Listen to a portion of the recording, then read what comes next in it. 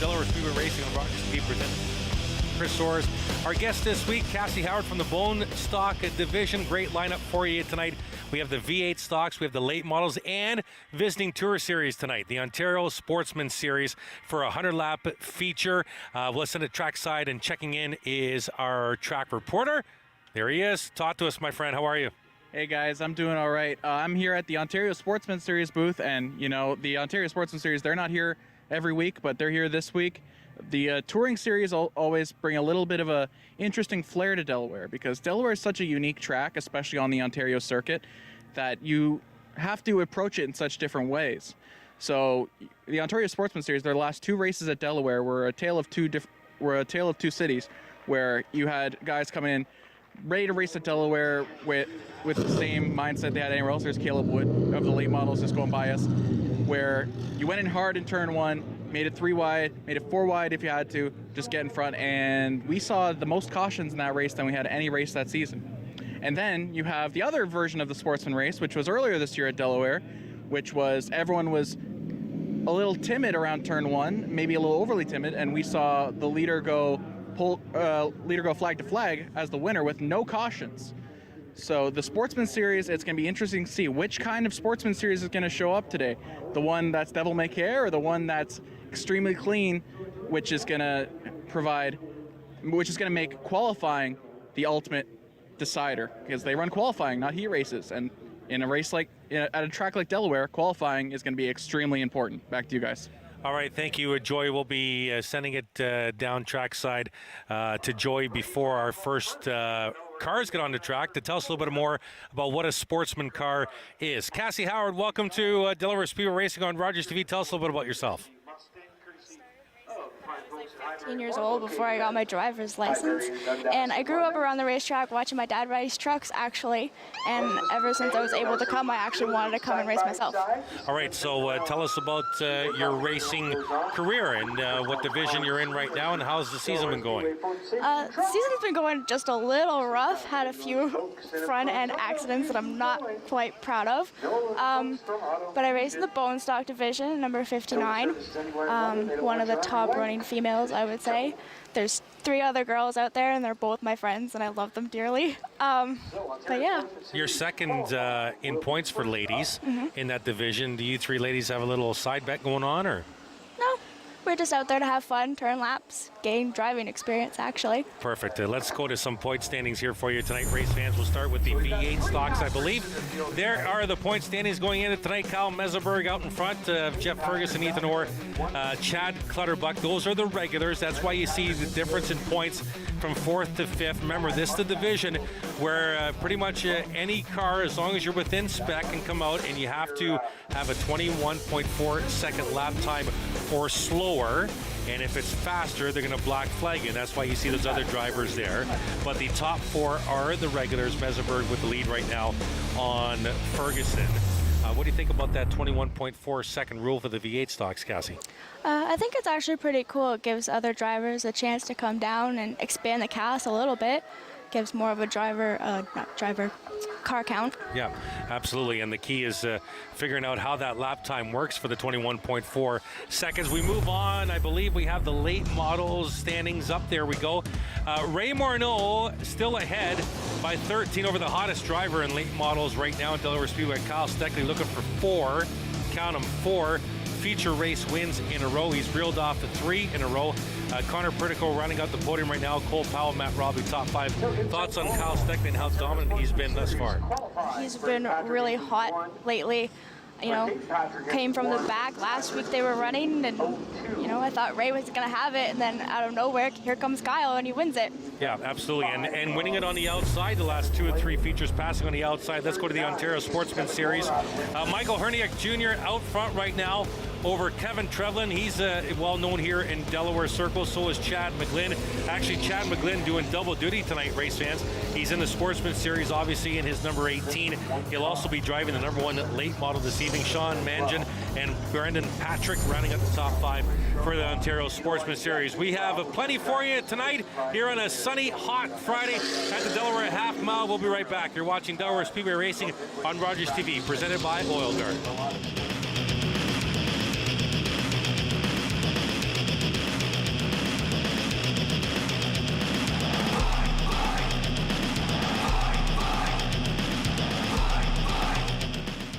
Top to bottom, no drip rust protection at Oil Guard goes right to where your car or truck needs it most. From the engine compartment to the door panels, and 8 points in between, Oil Guard has you covered. One Oil Guard treatment will help you duck the rust for 1 full year.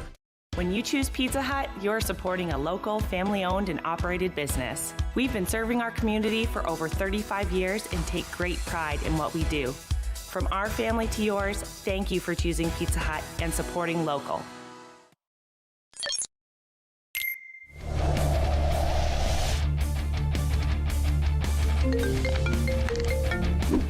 Yo. Yep. Okay, I'll be there.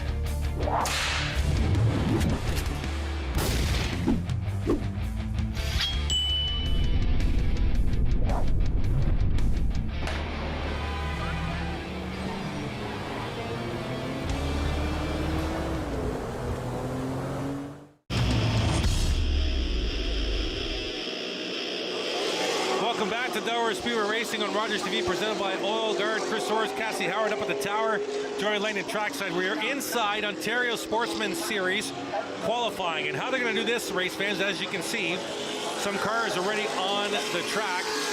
They're going to do 3 groups, qualifying 5 laps each. That's how they're going to do it for the Ontario Sportsman Series. There you see the 02, that's Brendan Patrick. Last time by at 20.971. So the Sportsman car is just a little bit slower than the weekly late model cars here at Delaware Speedway. On the track, as mentioned, the 02 of Brendan Patrick. Also on the track is the number 5 of Kevin Lay. The 39, Alan Arsenal. There is the 1 car, which for some reason we don't have a record of the 1 car on our timing. Oh, actually, you know what I mean? That was the 12 turned into the 1. We did make that change at the start of the broadcast before we went on air. That's Caden Patrick in the 1 car.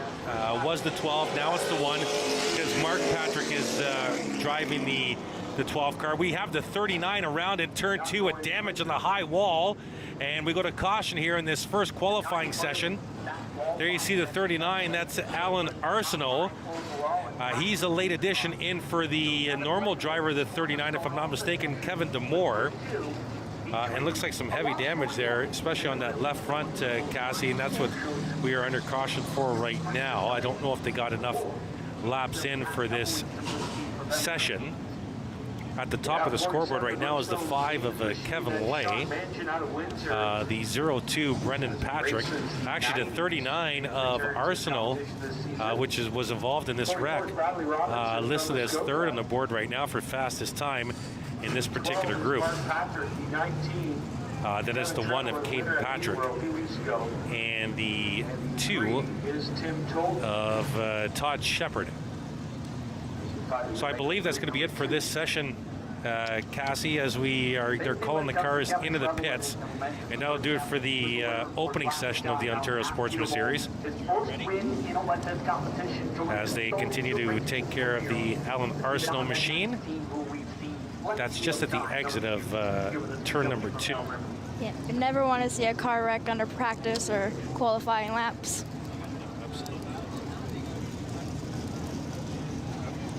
Let's go trackside to Joy. We'll bring Joy up. Joy, while we have the Sportsman Series on the track right now for qualifying, can you take our viewers through a little bit about the Sportsman cars themselves, sir? Yeah, so as we're in between Q1 and Q2, I talked to some of the drivers, and it's the around 2008, 2009 CASCAR Series cars, frozen in time, basically.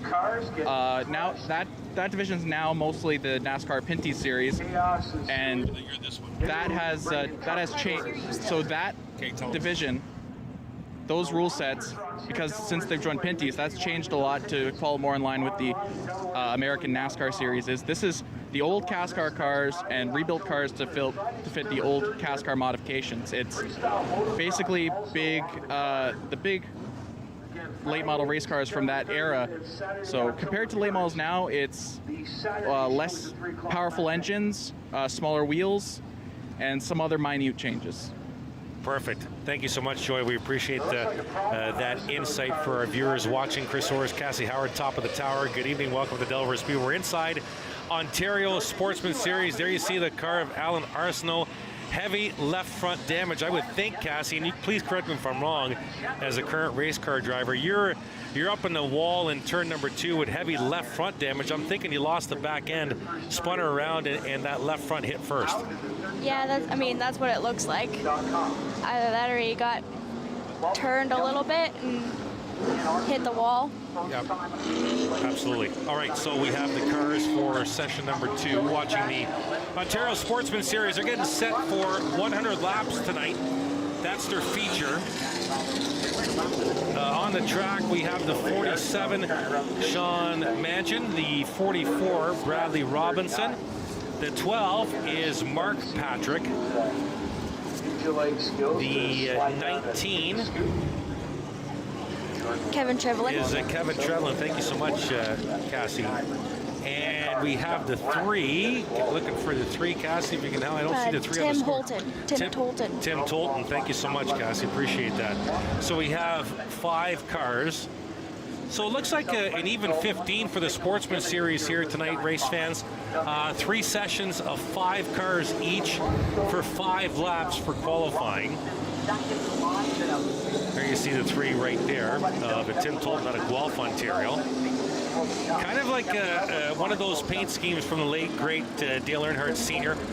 That red with the black trim on the bottom end of that car, and the 3, of course. We are racing here. Ontario Sportsman Series are underway. Session number 2 here at Delaware Speedway.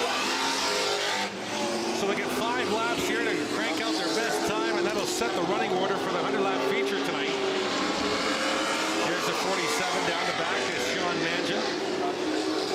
Trying to turn around a good lap here through turns 3 and 4. And we'll come around to take a lap. As far as hot, humid temperatures here, Cassie, part of the track is in sun, part of the track is in shade. How does that, is it difficult to try and set up a car in those situations? It depends, I feel like, a little bit on how you like your car set up. So like if you like a loose car, then you're going to set it up for a hotter track. And if you want a tighter car, you're going to want it set up for a colder track. And to help our viewers at home, a loose car is the back end coming out from under you, and a tight car is the front end wanting to push up the track, right? Yep. Inside session number 2, Sportsman Series qualifying. That's the 47 of Sean Manchin.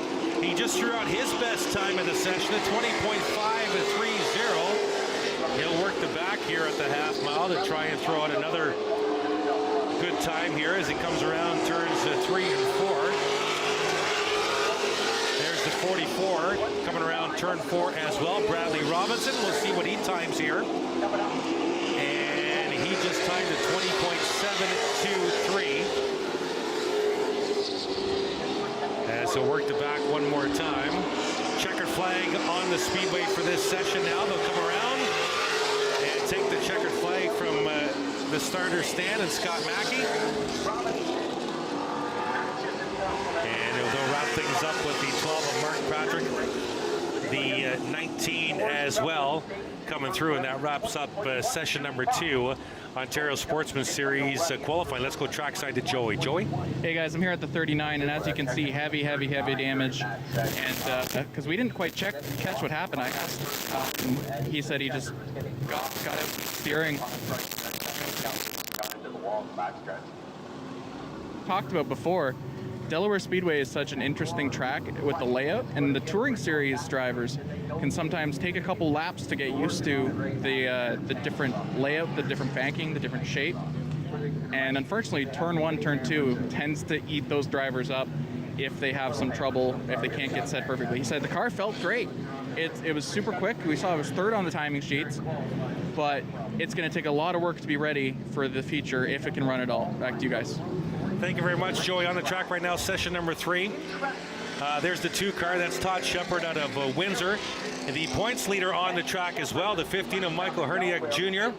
There he is in the 15. Also on the track is the 48 of Doug Cathcart. He's from Richmond.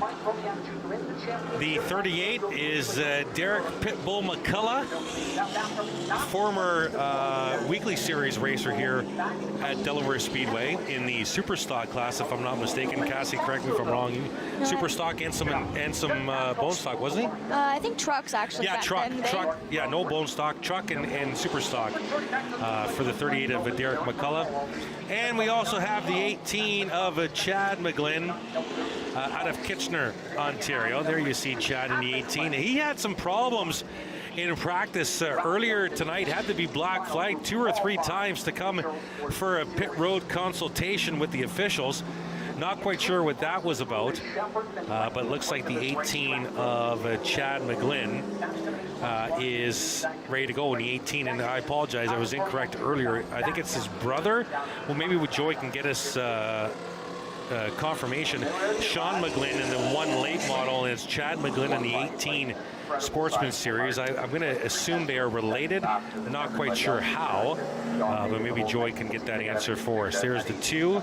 Todd Shepard, green flag on the Speedway. We are racing session number 3, Ontario Sportsman Series qualifying. As you'll see, the 15, that is the points leader, Michael Herniak Jr. He'll enter turn number 1 under full power, up the Delaware Hill in turn 2, down and back, into the shade, out of the shade, and into the sunshine here in turns 3 and 4. Would you rather have shade in turns 1 or 2 or 3 or 4, Cassie? I would say 1 and 2, actually. Why? Because it's a little bit of a tighter corner. Absolutely. That's a great point, race fans. If you did not know, Delaware Speedway shaped as an egg. The distance between turns 1 and 2 is shorter than the distance between 3 and 4. You want it in turn 2 because you want grip going down the back. Is that what you're saying? Yep. Getting some grip out of turn 2 down the back for sure. There is the 15. That's Michael Herniak Jr. That's the points leader. We'll see what he's been doing here. His last time by, his fastest lap of his session at 20.455 for the 15. He'll come around to take another lap. Looking to be 20.455. He did not do it that time. 21.344 for the 15. And he'll work turns 3 and 4. Another time here. 1 to go from the flag stand. 1 lap to go here, session number 3. The final session for the Ontario Sportsman Series. As we continue to watch Herniak Jr. work the half mile here, up the hill, down the back. Trying to get 1 last good lap here for the 15, the points leader. Checkered flag in the air. He'll come out of turn 4 and looking to complete a good lap here. There's the 15 at the stripe. And he'll clock at 20.324 last time by. 1/100th of a second off his best time of a 20.315. And that concludes Ontario Sportsman Series of qualifying here at Delaware Speedway. When we come back, we'll get to some heat racing with the V8 stocks. You're watching Delaware Speedway Racing live on Rogers TV, presented by Oil Guard.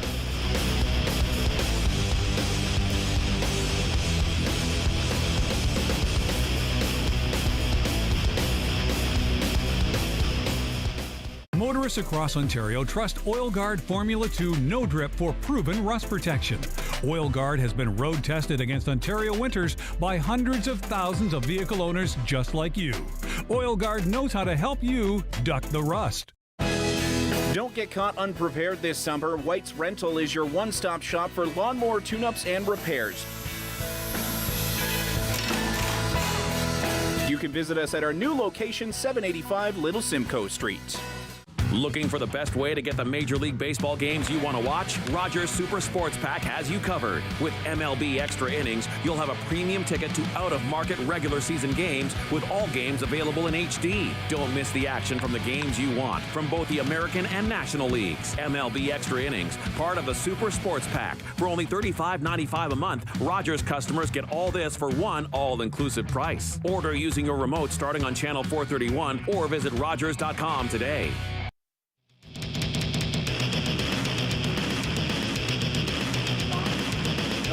Welcome back to Delaware Speedway Racing on Rogers TV, presented by Oil Guard. Chris Soares and Cassie Howard joining us this week, top of the tower. Joy Langdon trackside. We're getting set for some heat racing here with our V8 stocks here at Delaware Speedway. And remember, 21.4 seconds is the key mark here. Cassie Howard, tell us a little bit more about what the 21.4 second mark is all about. So if the higher up cars, I would say, run under a 21.4, they will get black flagged. And they have to be, if you're faster than 21.4, you're going to get black flagged. Is that correct? Yep. So 21.4 is the mark or slower. Now, Cassie, question for you. How difficult is it to make a lap having that number, would you think, number in the back of your mind? Like, where do you excel? Where do you hit? Where do you slow down? Stuff like that. How difficult would that be from a driver's point of view? I would say I would probably let off a little bit earlier going into the corners, right? Maybe just slightly harder. Now, would you, we've seen a lot of drivers in the past few weeks in this division kind of slow up on corner exit to turn 4. Would you do that in turn 4, or would you do that down turn, out of turn 2 with the backstretch ahead of you? It's a tough call. Like, it's a tough call. Like, I don't know what you would do. Like, coming out of turn 4, like we saw it a couple weeks ago, side-by-side battle for the lead. Yep. I think it was Mesenberg and Morris. Morris had to slow up. Mesenberg got the win because he would have been faster than 21.4, right? It's a tough call. We are racing green flag in the air, V8 stock heat race competition. And we have the 95 of Ethan Orr out front. There's the 23 of David Silverthorne Jr. and the 810. That's your points leader. Mesenberg in the 810. Doug Stewart in the Blue Deuce. And it's the 72 of Chad Clutterbuck. 5 cars in the division tonight, all of them in the heat race. We did have Trevor Culver practicing with them, Cassie. I thought he was going to compete, but apparently he's decided against it. I'm pretty sure I saw him leave, actually. Okay, so he has left the track. Meanwhile, Mesenberg out front to the lead, the points leader. Silverthorne, go ahead. Looks like he's got some damage around his right front there.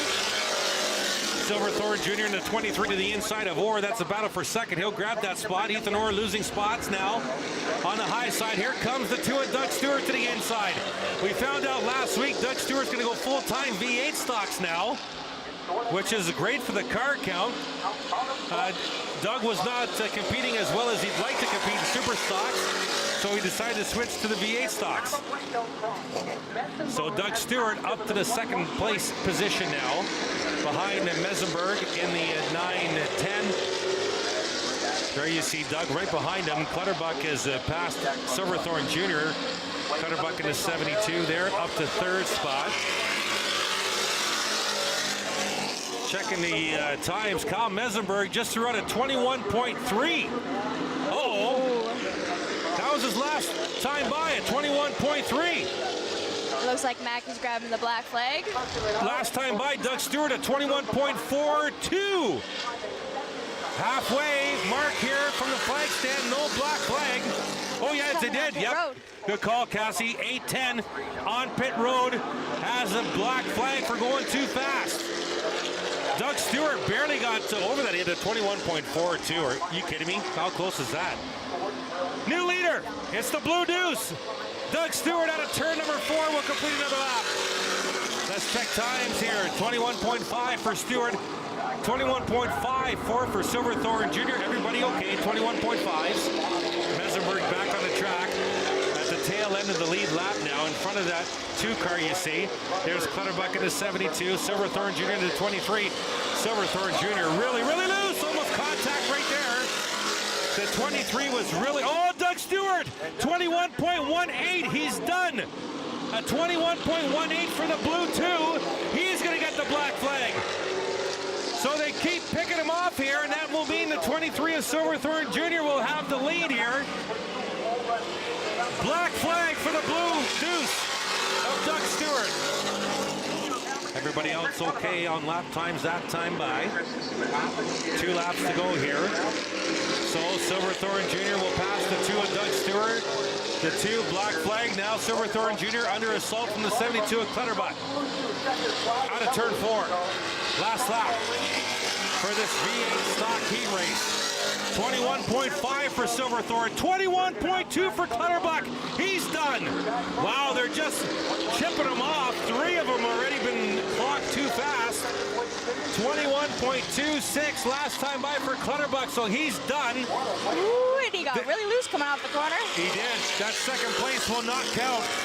Second place will go to Ethan Orr. The first place will go to the 23 of Dave Silverthorne Jr.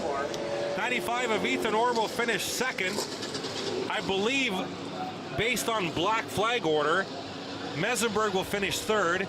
Stewart will finish fourth. I'm not even sure if Stewart went into the pit road because he's finished ahead of. He did. Okay, thank you very much from the guys in the truck. So Mesenberg will finish third. Stewart will finish fourth.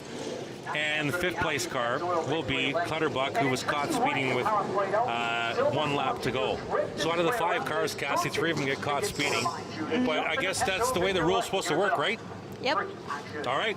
That concludes V8 stock heat racing for this evening. They'll do, I believe, let me double check for our race fans before we go to break. They'll do a 25-lap feature coming up later tonight. When we come back, we'll head to the late models. It's Rogers TV, Delaware Speedway Racing, presented by Oil Guard.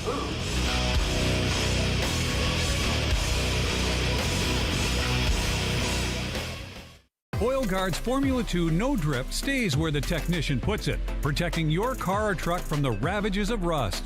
With no messy residue on your driveway or garage floor, Oil Guard Formula 2 No Drip is proven rust protection you can trust. Rogers TV has given me a ton of opportunities, including meeting new people, getting involved with my local community, and trying a ton of variety of different production roles, such as graphics, camera, and audio.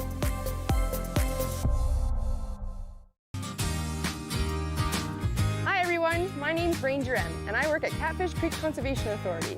I'm the community outreach technician, and that means I do a lot of this, chatting about all things nature and conservation with kids, adults, teachers, everyone.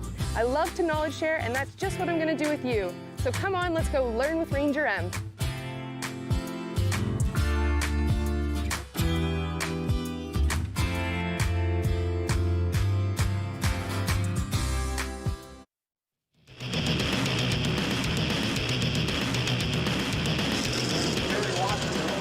Welcome back to Delaware Speedway Racing on Rogers TV, presented by Oil Guard on a hot, sunny Friday night. Let's go trackside to enjoy Langdon. Joy.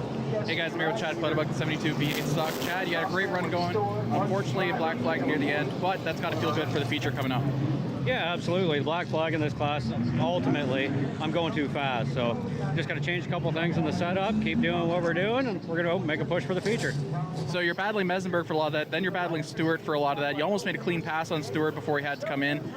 I mean, with Doug Stewart coming down for the Supers, that's got to feel good for the division. Do you think you can win the feature in this division, which is now a lot stronger than it was before? I'll be honest with you, this is my second year running the car. We're getting stronger and stronger. I'll battle any one of them. All right, good luck. Thank you. Back to you guys. All right, thank you, Joy, and the driver of the 72, Chad Clutterbuck. He'll be in that 25-lap feature. Coming up later tonight, Chris Soares, Cassie Howard at Tower here at the Delaware Half Mile, getting set for late model competition. I believe there's going to be 2 heat races this evening. Late models will run a 35-lap feature. Coming up later tonight on the pole, it's going to be the 5 of Peyton Jacobs. Outside pole, the 9 of Steve Shaw Jr. It's Lloyd Rawlings in the 69 in row 2, along with Steve Aaron. Then it's Barry Watson and Caleb Wood in row number 3. The 60 Ron Beauchamp Jr., the 11 of Jason Litz row number 4, the 22 Marshall Schrank, and the 77 of Darrell Lake in row number 5. And the lights off the Delaware Speedway Pace vehicle with Peyton Jacobs at the pole here. Do you watch a lot of Peyton Jacobs race in the late models, Cassie? Yeah, she does pretty good for what she's got. So Peyton will lead the field out of turn number 4. Looking for the green flag. They're going to run 10 laps here. They'll mash the gas for racing with the late models at the half mile. Inside by side into turn 1. Jacobs looking to grab the lead. Steve Shaw Jr. in the 9. Up to Delaware Hill. Good run, corner exit, down the back. He'll nose out in front. Peyton will fight back on the inside. Peyton looking for the lead. She washes up the track a little bit. She'll grab the lead here. She'll lead lap number 1. Now she'll grab the lead. Here's Rawlings in the 69 down to the inside of the 9.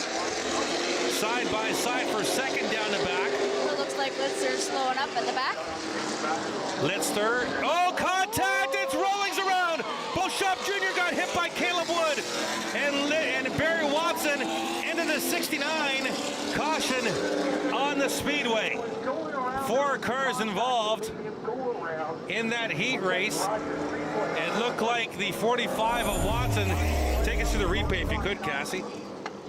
Yeah, I mean, it looks like whoever... That 45 is Watson. Watson sends her in just a little too hard and gets into the back of Rawlings and spins him out. Yeah, and the 60 of Roden Beauchamp Jr. had to check up. So did the 7 of Caleb Wood. And then they both spun around as well, but initial contact, Watson in the back of the 69. We're going to get the replay for you one last time. Here's Peyton in the 5, Rawlings in the 69. Here's 45 of Watson, and those angled front bumpers of the late models right underneath the back bumper of the 69 sends him around. Now there you see contact. The 60, Caleb Wood in the 7 runs into the back of Beauchamp Jr. You saw the hood of the 60 buckle, and both the 7 and the 60 spin around, and the 69 of Rawlings spinning around in front of the 45 of Watson. All cars have been cleaned up from the track. So it looks like all 4 cars have been put to the back, I believe. Looking for the Rawlings machine. I think he's in the pits. Caleb Wood came off turn 4 in the pits. Yep, so Caleb Wood's in the pits. Rawlings returns to the track. Beauchamp Jr. and Watson to the back. There's damage on the front hood of the 45 machine as well. I guess we only got 1 lap officially complete, so we got 9 to go in this heat race number 1 for the late models. Everybody back on the track except for the 7 of Caleb Wood.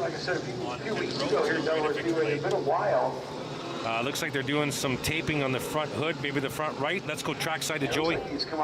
Hey guys, you can see Caleb Wood in the car right now. He's going, go, go, go. We need to get out there. They're just doing the old red-green right now. They're just duct taping it all back together. They want to get back out here for the rest of the heat race, and they're running out of time to do it. They're doubling up right now. Back to you guys. Thank you very much. Now, you don't lose a lap under caution in the heat races at Delaware Speedway. I do not believe. Is that correct, Cassie? You do not lose a lap. You get back on the track.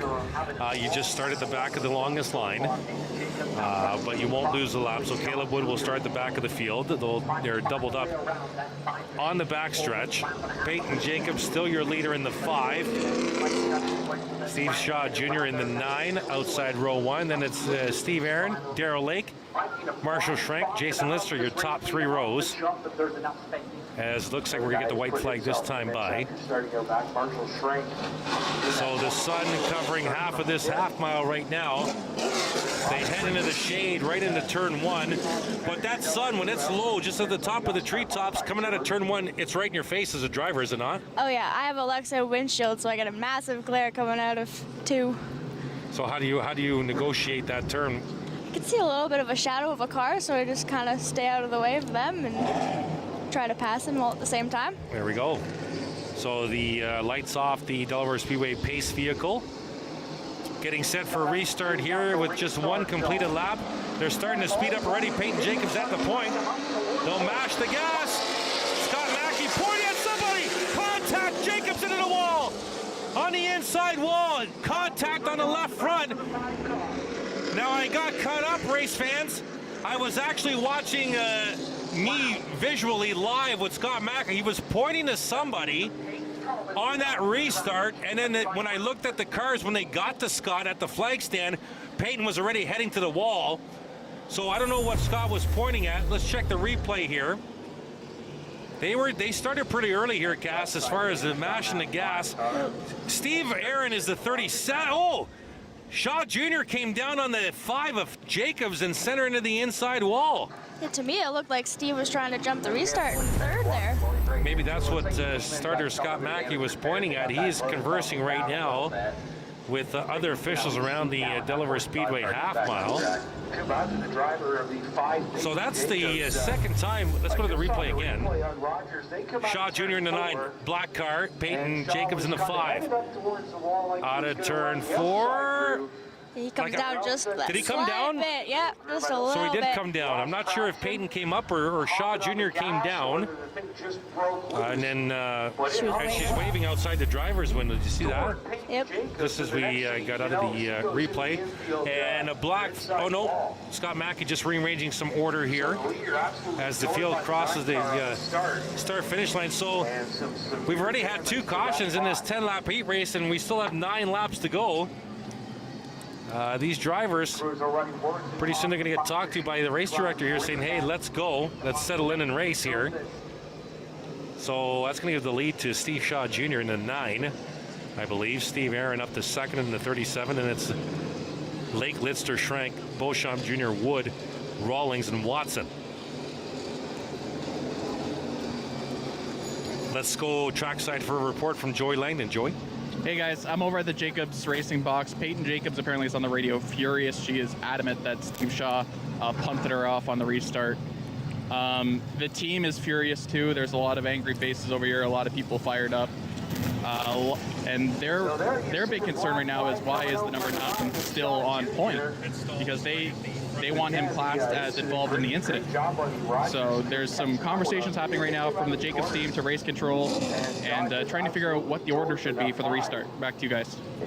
Yeah, thank you, Joy. We appreciate that. And we saw the crew member while Joy was talking. I could see from up here one of the crew members doing the old Don Cherry with the arms stretched way out saying, hey, where's the call? What's going on here? And now the 9 of Shaw Jr. is coming down pit road. And I'm not sure this is a pit crew consultation. This might be a black flag here. We'll have to see if the 9 stops at his pit stall or goes right to the end of pit road. There you see the 5 of Peyton Jacobs on the business end of the towing truck. As the field gets the double up sign. Steve Shaw Jr., there you see him on the left in the 9 car, right at the bottom of your screen, getting stopped at pit road. So he has been black flagged. Okay, I see him down there. So a little bit of consolation for the Jacobs crew. Yep, for sure. Pennzoil number 37. You never want to be taken out on the green, taking the green. This is Cassie Howard's first time on Rogers TV with us. I guarantee you, folks, she's just getting warmed up.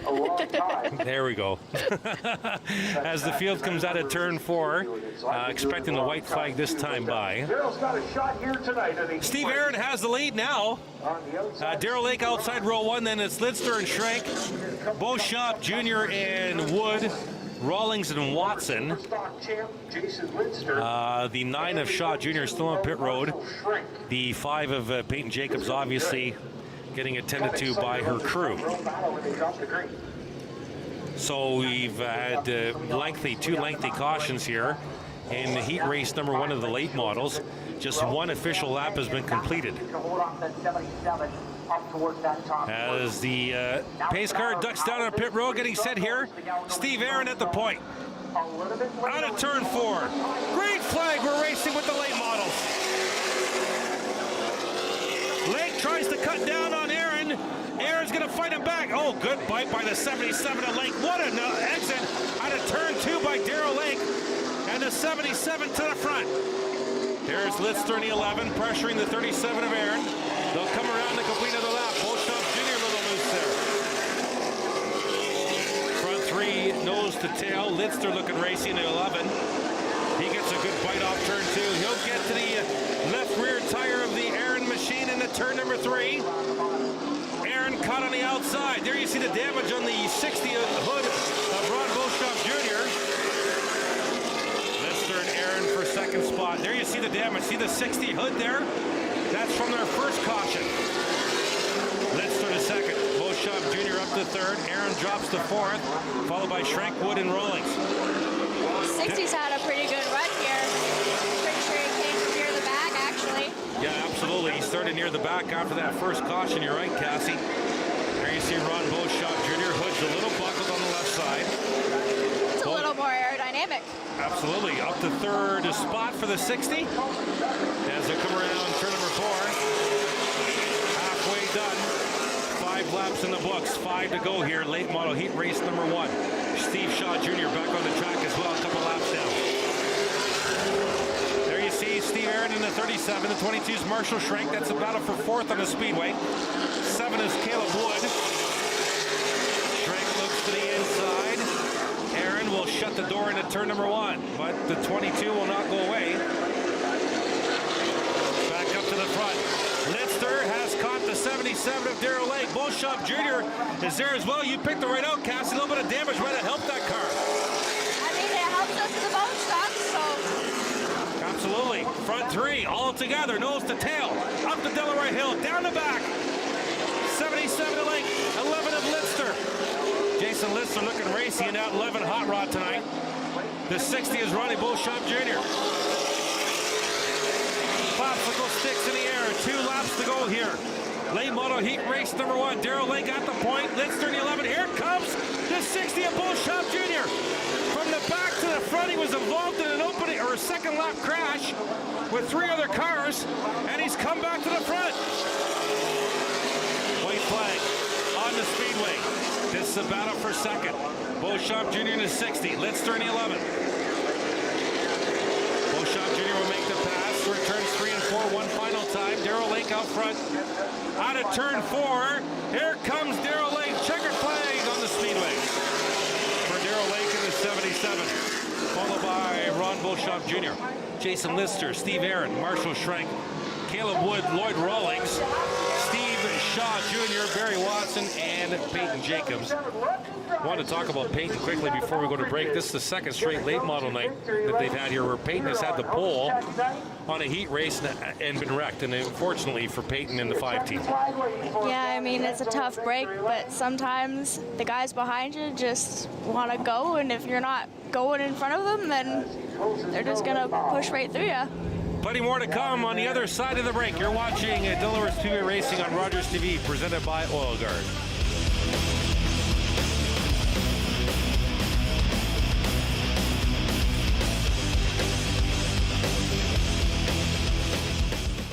Top to bottom, no drip rust protection at Oil Guard goes right to where your car or truck needs it most. From the engine compartment to the door panels, and 8 points in between, Oil Guard has you covered. One Oil Guard treatment will help you duck the rust for 1 full year. When you choose Pizza Hut, you're supporting a local, family-owned and operated business. We've been serving our community for over 35 years and take great pride in what we do. From our family to yours, thank you for choosing Pizza Hut and supporting local. Do you have something to share? Let everyone know about your next meeting, your need for volunteers, or your fundraising event on the Rogers TV Community Billboard. Send us your words and we'll bring them to life on Rogers TV and rogerstv.com. When it's time to spread the word, go to rogerstv.com to add your announcement to the Community Billboard.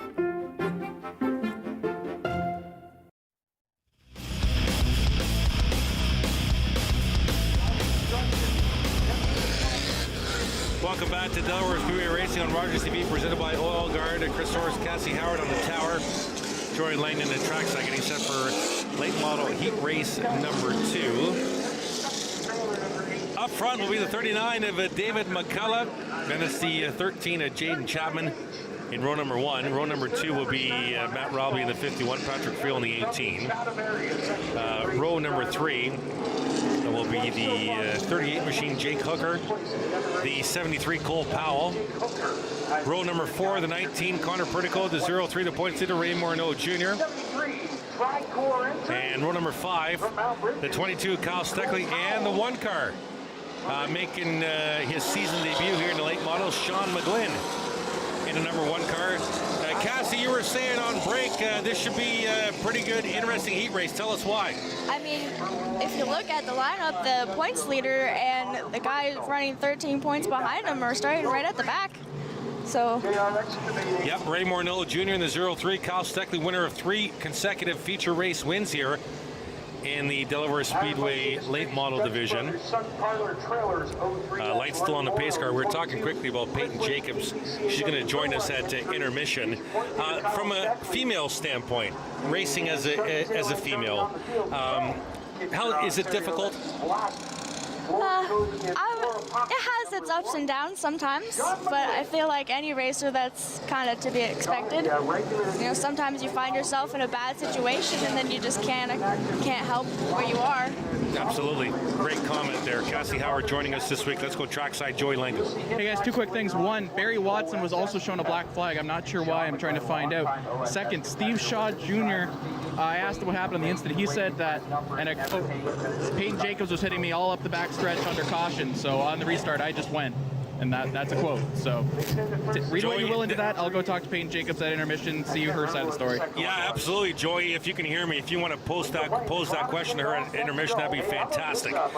Coming into the late model green flag heat race number 2. Chapman at the point. McCullough is the leader. He chose the outside. And David McCullough gone here. We're racing with the late models heat race number 2. McCullough out front. Chapman in the 13. Here comes Patrick Frail in the 18, trying to get the second. McCullough in the 39 out front. Nice healthy lead. I think there's a problem with the Chapman machine. He's getting beaten like, oh, we got caution on the speedway. Looking around here, don't see anything as of yet. Not quite sure what that caution was for. We don't have a car in trouble around the half. I don't know if you saw anything, Cassie, or not. I didn't really notice anything. Maybe the start was jumped, maybe? Yeah, maybe. That's possible. I know Joey was saying when we last checked in with Joey, he wasn't sure why Barry Watson got a black flag. It might have been from that incident with Lloyd Rawlings, because Watson got into Rawlings at that last late model heat race. Here's the start. McCullough might got a couple, but I thought McCullough, here's the thing. They might have restarted. They might be restarting it because he jumped it, but he's the leader. I think he was in the first position and chose the outside. Now you can choose. The leader has the lane choice here. You'll notice on feature starts, heat race starts, race fans, and restarts, the leader has lane choice. They were not happy with how far out David got. That is true, yes. Maybe he was just slightly behind that restart zone sign. Or ahead, I would say. No, let's go to the replay here. McCullough is your lead car, lane choice here. Which is the red car. Oh, he comes down on the 13 at Chapman and then releases himself and mashes the gas. So he got Chapman a little squirrely right off the bat here. So we're doing it all over again. Out of turn 4, here comes the field. Green flag, a much better start. Chapman's got something to say about it now. And McCullough's going to get a good run at turn 2, down the back. The 39 back to the front. Chapman looks a lot more racy here, but he did get beat by 3 or 4 cars on the outside. We'll see if Friel can do it again. Chapman in the 13. Here comes Powell in the 73. Robley in the 51. That's your battle for second. Friel has it in the 18. Side by side for third. Yeah, Chapman's being beaten on the outside like crazy here, Cassie. Yes, not handling well. I mean, it looks like something's wrong with his car, maybe just a little bit. Possibly. Chapman quickly down into the 5th spot now and being passed for that spot already. As Connor Pritical will get by him. Here's Powell in the 73. Ray Morneau Jr. from the back to 4th place in a hurry comes the points leader. Wow, where did he come from? I know he started at the back with Steckley. I mean, Steckley's still at the back, so I don't know. Maybe he's got a nicely set up car tonight. That's Friel, Powell, Morneau Jr. 2nd, 3rd, 4th on your screen, working turns 3 and 4. Morneau to the inside, trying to get a nose in there on Powell to no avail. Nose to tail, there's Connor Pritical in the 19. Oh, contact! Morneau's around! Pritical got into him a little bit. I think there's a problem with the 73. Cole Powell very slow on the backstretch. The 73 might have lost power. And Morneau ran into the back of him. Let's go to the replay here. Cassie, take us from the start-finish line in. I mean, from what I saw, it looks like Ray was trying to do a little bump and run on Cole, and then Cole checked up maybe just a little bit, and then Connor got in the back of Ray and spun Ray. Yeah, the 73 is almost dead in the water in turn 4, though. Like, there's Cole right there. He's out of power. Gotta be. Like, I'm wondering if the 73 did look loose on the replay, Cassie, but maybe Cole ran out of power there and Morneau got into the back of him. It is possible. Because he's got no power right now. So he's going to get a push here. Back to his pit. I'm surprised Cole didn't come into pit lane when he had the chance. Because the car came to a stop in turn 4. 4 laps complete, 6 to go here. Late model heat race number 2. A lot of cautions in the heat race. Let's go to the back straightaway here on this replay. It's Friel in the 18. 73 is Powell. The 03 is Morneau Jr. And it looks like the 73 is starting to have a little bit of issue. Morneau couldn't get to him. Into turn 1. Now 73 will get a little loose here, but then he slows right up. Like, you can't really tell from the 03 coming into him, race fans, but watch the 18. The 18 is gone. If we can get the guys in the truck to show us that one more time. Watch the 18 of Patrick Friel. He's absolutely gone, which to me would indicate the 73 lost power. Watch the 18 and the 73 as far as distance apart. Here he goes, 18 gone. You see what I mean, Cassie? Yeah. Like, I think the 73 had issues with the car, and Morneau got into the back of him. And then Connor Pritico got in the back of Ray and spun the 03. But I think that the visual of Patrick Friel in the 18 just getting out of there indicated that the 73 did lose some power, if I'm not mistaken. I'm sure Joey will find out if he can what happened to Cole Powell in the 73. We're all doubled up one more time here with 6 to go. Late model heat race number 2. A lot of caution flags in the heat racing tonight. I mean, usually it's more common in the bone stock division. You said it, I didn't. White flag on the speedway here. Patrick Friel. Actually, sorry. David McCullough should be your leader, and David will choose the outside. Patrick Friel in the 18, second spot. Then it's Connor Pritico, Jake Hooker in the row number 2. Robley and Chapman row 3. McGlynn and Steckley row 4, and then Ray Morneau Jr. So Morneau got put to the back of the field, Cassie, too. Oh, I'm not sure about that. If Cole Powell lost power, Ray Morneau had nowhere to go. So why is he at the back of the field? Is he being penalized? We're not quite sure, obviously, but interesting call there. They'll mash the gas. We're racing again with the late models. McCullough gets a good jump. Here comes Friel fighting on the inside. Connor Pritico there as well. Here comes the 19 down the back. Great run by Connor Pritico. Pritico on the outside of Friel.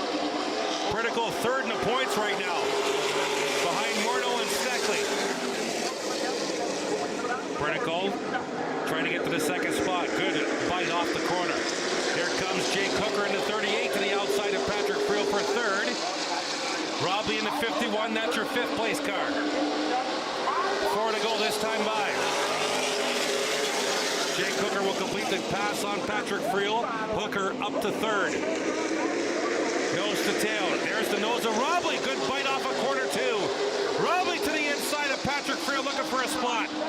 And Friel will really stick it on the outside lane to try and keep that spot. Robley draws even into turn number 1. Ray Morneau Jr. to 03. Back to the front. Connor Pritico's tracked down the leader. David McCullough in the 39. Connor Pritico in the 19. This time by popsicle sticks. 2 laps to go.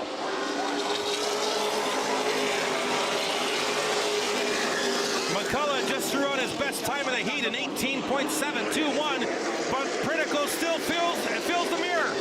Looks like you might get him actually here. Absolutely, the 19 right there, looking to the inside. White flag here for David McCullough in the 19, in the 39. The 19 is Connor Pritico. Up the Delaware Hill in turn 2, down the back. 2 corners to go. McCullough in the 39, Pritico in the 19. Through turns 3 and 4, Pritico looks to the inside. He's not going to do it. David McCullough, checker flag. And heat race number 2 for the late models. Connor Pernico will come home second, followed by Jake Cooker, Matt Robley, Ray Morneau Jr., your top 5. Kyle Steckley all the way up to 6th from starting almost dead last. Sean McGlynn, Patrick Friel, Jaden Chapman, and Cole Powell. That's the finishing order of late model heat race number 2. As you see David McCullough coming around for a quick picture in victory lane. We'll step aside, and when we come back, it is intermission time here at the half mile. It's Rogers TV Delaware Speedway Racing, presented by Oil Guard.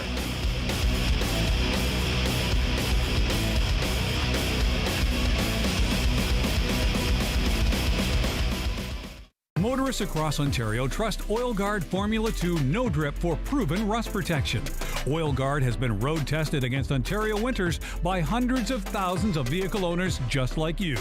Oil Guard knows how to help you duck the rust.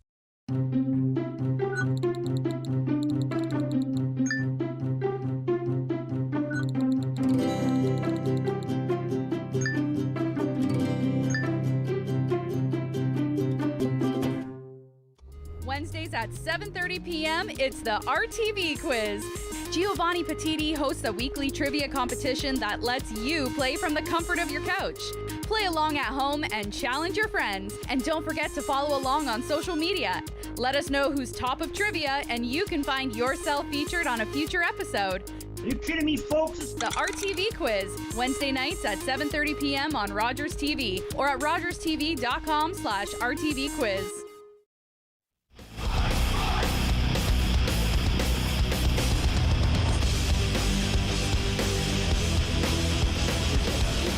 Welcome back to Delaware Speedway Racing on Rogers TV, presented by Oil Guard. Chris Soares, Cassie Howard joining us. Her first time in her career on Rogers TV here at Delaware Speedway. Having fun? A little bit, yeah, actually. A little bit? I thought I was going to be way more nervous than I am, but it's actually pretty easy. Yes, we open up the red carpet for our guests, and we make it very easy and a lot of fun. Give me your thoughts on anything you want to talk about, V8 stock, heat races, late model heat races. I mean, that last late model heat actually was pretty interesting to watch. Ray restarted last with 6 to go and came up and finished 5th. Yep. Which is pretty good, actually. Yeah, absolutely. We have a report. Let's go track side to Joey Langdon. Joey? Hey guys, I'm here with Peyton Jacobs. Peyton, run of awful luck so far. You've had the quickest car on track for about 3 weeks now, and you just haven't been able to put it together because of incidents. I will say, just got back from Steve Shaw Jr., and he said that the number 5 was hitting him the whole way on the yellow, so that on the restart he just went and you were in his way. What do you have to say to that? Yeah, I mean, it's really unfortunate because we've had a good car the last 2 weeks and just haven't been able to catch a break. But as far as what he said, restarts can be a little dirty. I mean, the door slamming, it's all normal. And but when you're trying to push me into the rumble strips, I'm going to give you a little push back. I'm only giving you 1 lane on the high side. But some people just can't handle being beat by a girl, and all they can do is wreck you. So, I mean, we'll see if we can get it back out for the feature and see if we can run a good race. So as said, you've had like the fastest car the last couple weeks. Luck hasn't really turned your way, but you've got the feature coming up. If you can run again, you're probably gonna be starting near the back. You're gonna have to make your way up. Do you have a specific strategy on how to navigate the field compared to when you're on pole? I mean, when I start at the back, it's just really trying to pick them off one by one, and I really rely on those restarts to stay up with the pack. So hoping that I can get this fixed and back to the condition that it was for the heat race, because I was fast in the heat race, so hopefully we can get it back to that condition. You got any odds of being able to get it fixed? Yeah, it's looking pretty good right now. Again, just the time. Pretty much everything in the left front is bent or broken, so we're just working against time right now, but it's looking good. All right, hope to see you out. Good luck. Thank you. Back to you guys. All right, thank you, Joey Langdon, Peyton Jacobs. 2 things I got for you on that. First of all, Peyton handled herself very, very well. I love the comment, some people just can't handle getting beat by a girl. You're a female race car driver. Yep. You agree with that? Oh, for sure. Sometimes it's a little hard to tell, but when you're behind the wheel and they try to block you more and you're just, for me, I kind of get fed up with it and I just dive under them and just push them up the racetrack. And how long have you been racing again? I think this is my 7th year. 7th year. So did it take a lot to gain respect? Yes and no. There's a lot of the guys in the bone stock divisions are willing to help you out, and want to see you do good. And if they get passed by a girl really clean, they think it's great. And I mentioned Peyton handled herself very well in that array of questions by Joy. When a microphone, just from a driver's standpoint, not just necessarily a female driver, but a driver in general, a microphone gets put in your face. And the fans want to hear what you have to say. How do you handle it, especially when you might be a little hot under the collar? Sometimes you need that time to just cool down and let yourself think about what happened and then think it through and just be like, racing's racing and you just got to deal with it, fix the car, and get back out there. I know when I used to work here as a pit reporter for the Delaware guys, and there was a driver that was really hot on the collar, and I would walk up to them and I say, you want to talk. The fans want to hear what you have to say. You want to talk. They said, yeah, I bleep and want to talk. Okay, here's rule number 1. I'll put the microphone in your face, but there's no swearing. Yep. The fans want to hear what you have to say as a driver, but and sometimes you just have to take that couple of minutes like Peyton did, like you talked about, before you actually go on the microphone and make comments. Great comments from Peyton Jacobs. And Cassie Howard, our guest this evening. Plenty more to come. We're inside the intermission here at the half mile. It's the Delaware Speedway Racing on Rogers TV, presented by Oil Guard.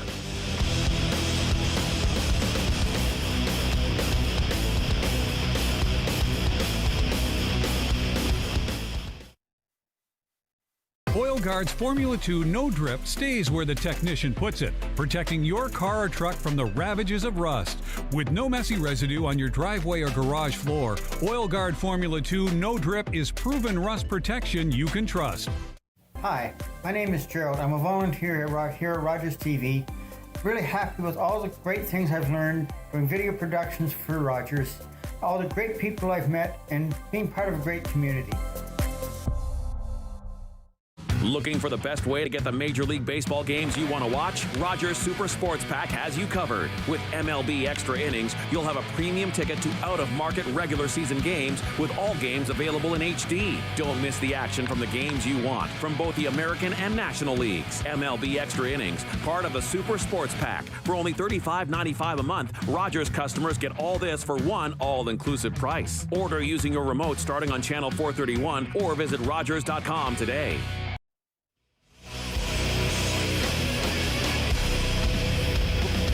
Welcome back to Delaware Speedway Racing on Rogers TV, presented by Oil Guard. Thanks for joining us on this Friday night. Chris Orris, Cassie Howard joining us this evening here topside at the tower. Another report as we're inside intermission. Let's go trackside to Joey Langdon. Joey? Hey guys, I'm back down with the number 39 Sportsman Series team. We got Alan Arsenault driving Kevin Demore, and as you can see on the car, you had a little bit of an incident qualifying. We already went over that, but is it going to be able to run for the feature? It was touch and go there for a bit. Well, Kevin and the guys are working on it, and it's looking better every minute. They didn't think it was going to be going anywhere, but they're giving me reason for hope and telling me to get back in there and run the modified now. Yeah, so we said it was Cole Powell a couple weeks ago said it's Delaware, not Daytona, but we've got kind of Daytona level humidity here today. You're out of the fire suit, just cooling off, and be back in and back in the feature. That's what we're looking to do. See what we can do. Do a little better than that. Last a lot longer. So what's the car going to look like for the future? I mean, you can't really replace the whole front. So how are you going to be able to run? Yeah, we're going to see if we can run it like an open. I was joking about it being kind of modified here. We'll see how much we can get it put back together, and if we can get it back out there, that's what we can hope anyway. All right, Alan Arsenault, the 39. Good luck. Looking forward to having some fun out here. Okay, thank you. Back to you guys. All right, thank you, Joy and Alan Arsenault, Chris Orrs, Cassie Howard. Time to pump the tires from the Howard Bone Stock crew. Give us a little background, some shout outs to your crew, and what's it take to do some bone stock racing here at Delaware, Cassie? Well, I race out of BT Racing, so I race under Chris Lawrence and Joe Lawrence, who are up there in points in my division. We have 8 cars, so every sponsor that we get goes towards the 8 cars that we have. It's a cheaper division to run for sure than late models. So all 8 cars have joining crew members that help out on all 8 cars? Yes. Okay. And how long have you been racing for Chris? Since I've been starting racing, so 7 years. He has 8 cars? Yep.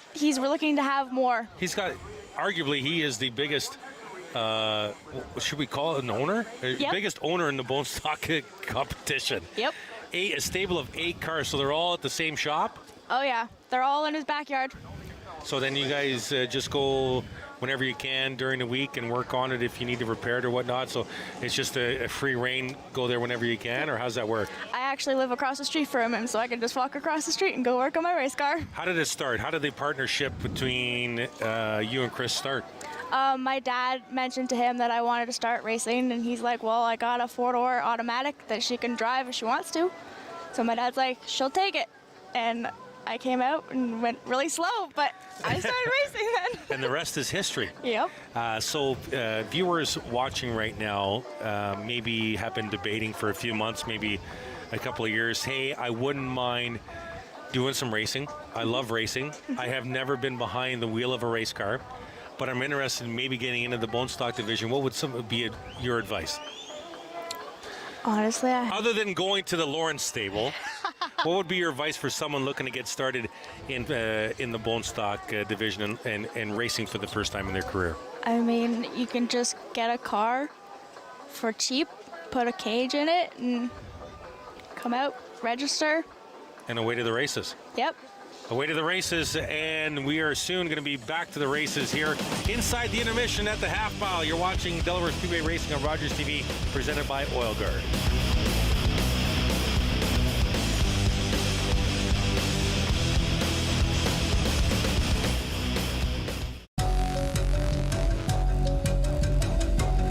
Blow out all candles before you leave the room or go to bed. Never leave a burning candle unattended. When you go out, don't forget to blow out. Favorite part of volunteering at Rogers has been picking up new tech skills like running cameras or graphics and getting to volunteer with and meet people in a super fun sports-based environment. Jeff from Chillin' and Grillin' with Jeff, and we're back with Season 3. This season, we've had the opportunity to see some great backyards that have some fantastic food cooked on some great grills. And this season, we're helping you take your barbecue game up by adding some great barbecue tips from some local experts on anything from spices to knife care and using the proper wood to smoke some great food. Join us, Chillin' and Grillin' with Jeff, Season 3.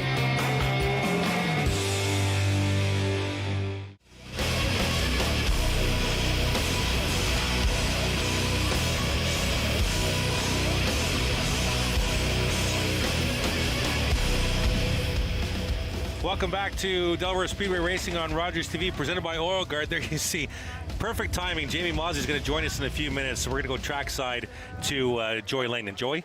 Hey guys, I'm down here with the 810 V8 Mesenberg. Kyle, the V8 class has been kind of strange this year, but now it's getting a little stronger. You've got a super stock coming down. You've had Jesse Kennedy, the late models, come down every now and then. Is that what you'd like to see, the class get some of the upper classes come down and race with you guys, get the class a little stronger? Or is there another way you'd like to do it? Yeah, that's a good way to do it. Obviously, they have a tough time slowing down that slow, but yeah, and there's a lot of old cars sitting around that can come out too as well. So traditionally, the V8s kind of have the most dominant championship runs. This year seems to be somewhat no exception. You're having a really good run at the championship this year. Do you feel confident in your odds of winning this year? Yeah, as long as I can keep it close to the 23 and keep them within a couple points every race, I think we'll be all right. All right, and is there any? I'm gonna let you make a call out for any V8, any person you'd like to run V8s for the rest of the season or next season. Anyone you have in mind? Not really. All right, just anyone who wants to, right? That's right. All right, good luck in the feature tank. Good luck the rest of the way. All right, thank you. Back to you guys. All right, thank you, Joy Langdon, now joined by one of the 3 track announcers here at Delaware Speedway, Jamie Mozzie, who tends to stop in during intermission, as you saw, comes right in on the shot, apparently. Like a ninja. Yeah, so we're just talking to Kyle Mesenberg. Your thoughts on how the V8 stock division has gone this year with that 21.4 rule? I think it's great because it's made a whole bunch of cars raceable. You saw Doug Stewart. He was really struggling racing with the super stocks on Friday nights, even though he did get a heat win a few weeks ago. And he just said, you know what, I'm just going to go race the same car, do it with the V8 stocks, and do it that way. A few weeks ago, I mean, we started the year with 4 or 5 cars. A few weeks ago, we had 9 cars here. That's so right.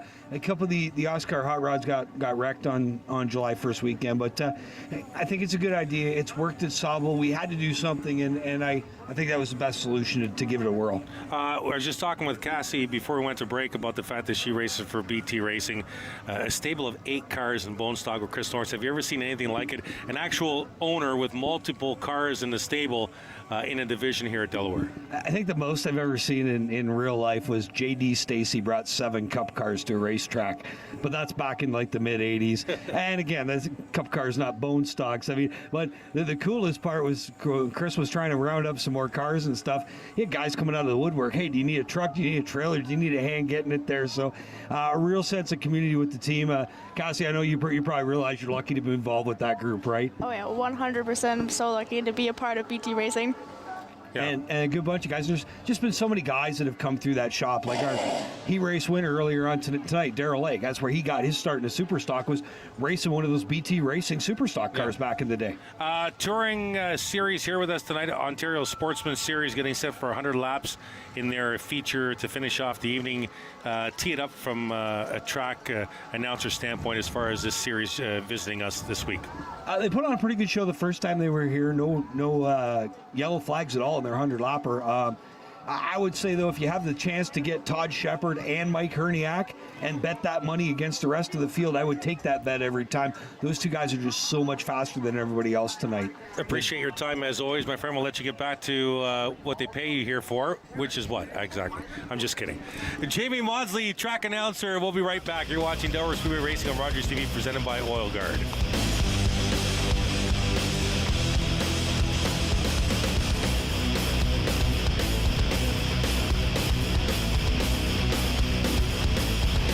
Motorists across Ontario trust Oil Guard Formula 2 No Drip for proven rust protection.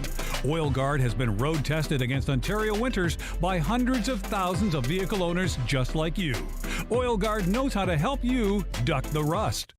For over 50 years, White's Rental has been providing local contractors and members of the DIY crowd with professional quality lawn and garden tools, aerial lifts, and construction equipment. White's Rental, we have the right equipment to make your project easier.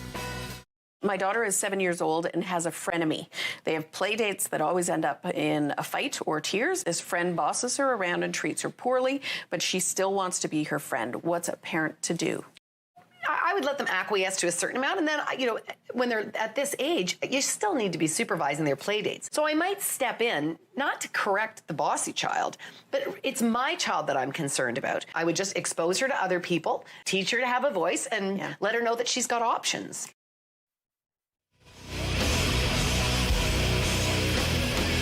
Welcome back to Delaware Speedway Racing on Rogers TV, presented by Oil Guard. Thanks for joining us on this Friday night. It's kind of cooled down. The sun's gone down. Very nice. There you see, split screen. Let's go trackside to Joy Langdon. Joy? Hey guys, I'm down here with Jason Lidster. Jason, in the number 11 late model, you've had your share of tough luck this year, but you've also had spurts of being one of the quickest cars on track. Are you going to be able to turn that pace into more consistency for the rest of the season? Well, we're certainly hoping so. I mean, I've made some mistakes undoubtedly, and then I've got wiped out a few times from behind too when I'm checking off, and other guys just don't see it. That's how racing goes. But I think we got going in the right direction here, and that's what we're looking for, is just to have a nice, strong, consistent finish. Put on a good show for the crowd here and you guys at home. That's our plan for tonight. So we're on the back stretch of the season for sure. What's your goal the rest of the way? Just some nice, solid, strong finishes, honestly. Like, it's been a while since we've won a race. I don't know if we have that kind of speed right now, to be honest. A heat race, maybe. I think I kind of let one slip there. Feature, we got a little bit of work to do yet, but, we're having a good time, that's for sure. Just want to thank Pennzoil, Catalyst Lubricants, McCall Racing Enterprise, the sponsors I got in the car tonight, Bill Fair, McGregor, Southwinds, DNS Plumbing especially, BDO Canada, Mr. Amish, GWB Heating and Cooling, Dominion Lending. Those guys really put a lot of money to help us get out here. They want to see us run strong, and they've had a little bit of disappointment this year. They've seen some nice stuff, but we want to see some more. All right, good luck the rest of the way. Thanks a lot. Appreciate what you guys do. Back to you guys. All right, thank you very much, Joey Langdon, and the 11 late model driver, Jason Lister. I've known Jason for quite a few years. A class act, that guy is. Jason is an awesome person to talk to. He went through his roster of sponsors. Obviously, a late model sponsors are important, but they're no less important with a bone stock. Is that right? Oh yeah, any kind of money helps in any division. How do you go about finding sponsors? We just tend to go to more local places in the town and then just say, hey, do you want to be advertised on a race car? Okay. And they're like, yeah. And it's important when you get behind the mic too, whether it's unfortunately with an accident or you win a heat race or a feature race, you definitely take that opportunity to thank your sponsors. Is that right? Oh, for sure.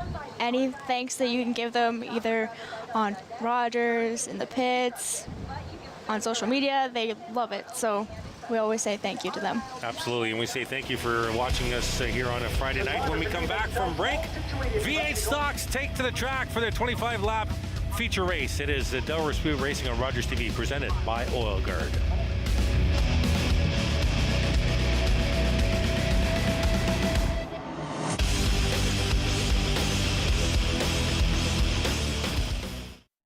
When you choose Pizza Hut, you're supporting a local, family-owned and operated business. We've been serving our community for over 35 years and take great pride in what we do.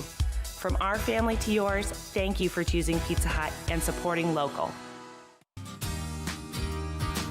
Hi everyone, my name's Ranger M. I love to knowledge share, and that's just what I'm going to do with you. So come on, let's go learn with Ranger M.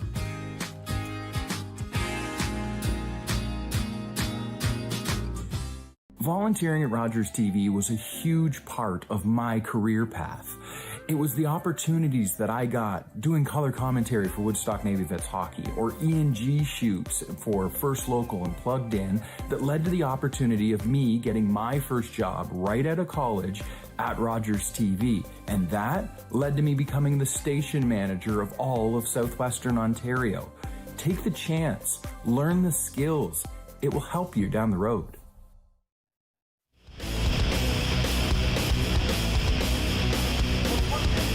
Welcome back to Delaware Speedway Racing on Rogers TV, presented by Oil Guard. Chris Soares, Cassie Howard joining us for the first time this week from our bone stock division. We're obviously off this week, getting set for 25 laps, Cassie. The V8 stocks, remember race fans, 21.4 second lap rule. Cassie, bring us back up to speed on what that rule is. So 21.4 seconds. If you go faster than that, so 23.9, you get black flagged and have to come down pit road. But anything slower than a 21.4, you're good. Absolutely. That rule has been established for the last few months to try and build some car count. You see the blue 2 there. That's Doug Stewart. He was a regular in the super stock division. He's moved to the V8 stock to compete a little more than he had been in the super stock division. So 5 cars in this 25-lap feature race tonight. At the point will be the 23 of David Silverthorne Jr. It actually looks like the 95 has the pole. Oh, 95 thank you very much, Cassie. The 95 of Ethan Orr chose the outside. The 23, Dave Silverthorne Jr. starts in second spot, but inside row number 1. Then it's the 2 of Doug Stewart, the 8-10 of Kyle Meselberg in row 2. Meselberg is your points leader. And then the 72 of Chad Clutterbuck will start shotgun on the field. 25 laps the scheduled distance here. For the V8 stocks, the 21.4 lap rule in effect. We will keep you up to date on that. At the heat race earlier tonight, 3 of the 5 got nailed by going too fast, and Silverthorne Jr.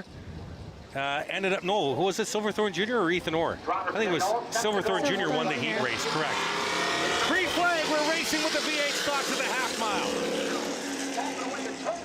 Ethan Orr on the outside, Silverthorne Jr. on the inside. Silverthorne Jr. stays in touch. Ethan Orr trying to get the sole possession of that lead. In through turns 3 and 4. Here comes Mesenberg on the outside. Orr is the leader. Out of turn 4, he'll lead the first lap.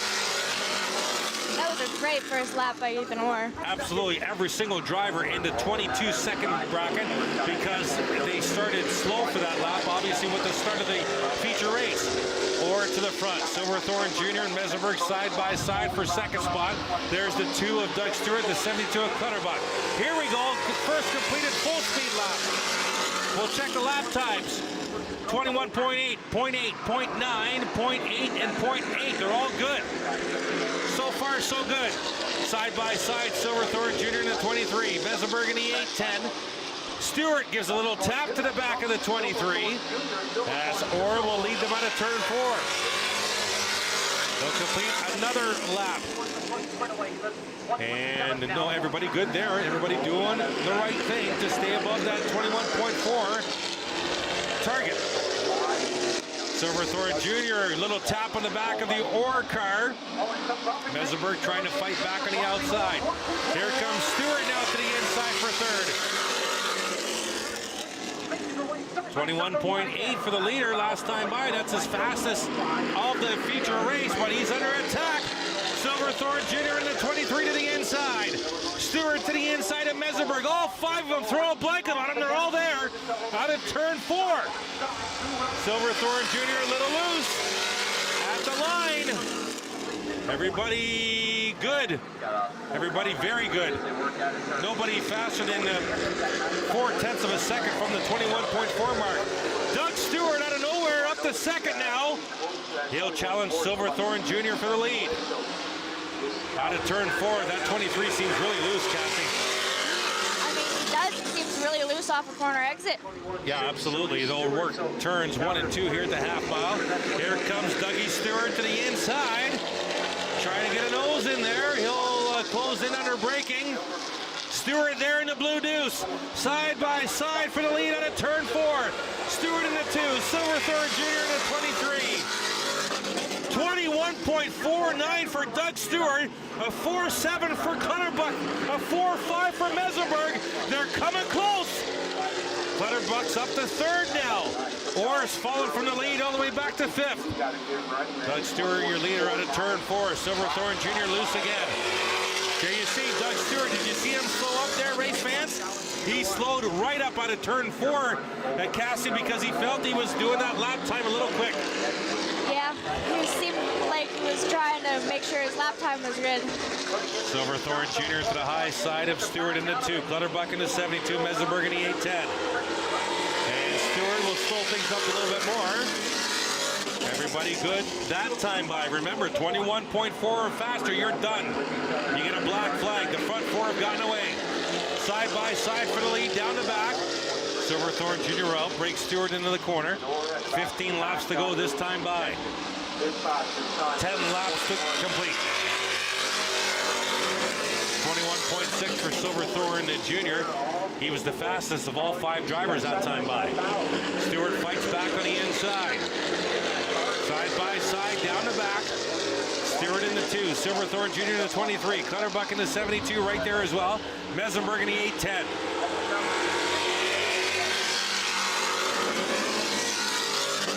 21.47 for Mesenberg, right on the cusp, but good. He beat it by 7/100ths of a second.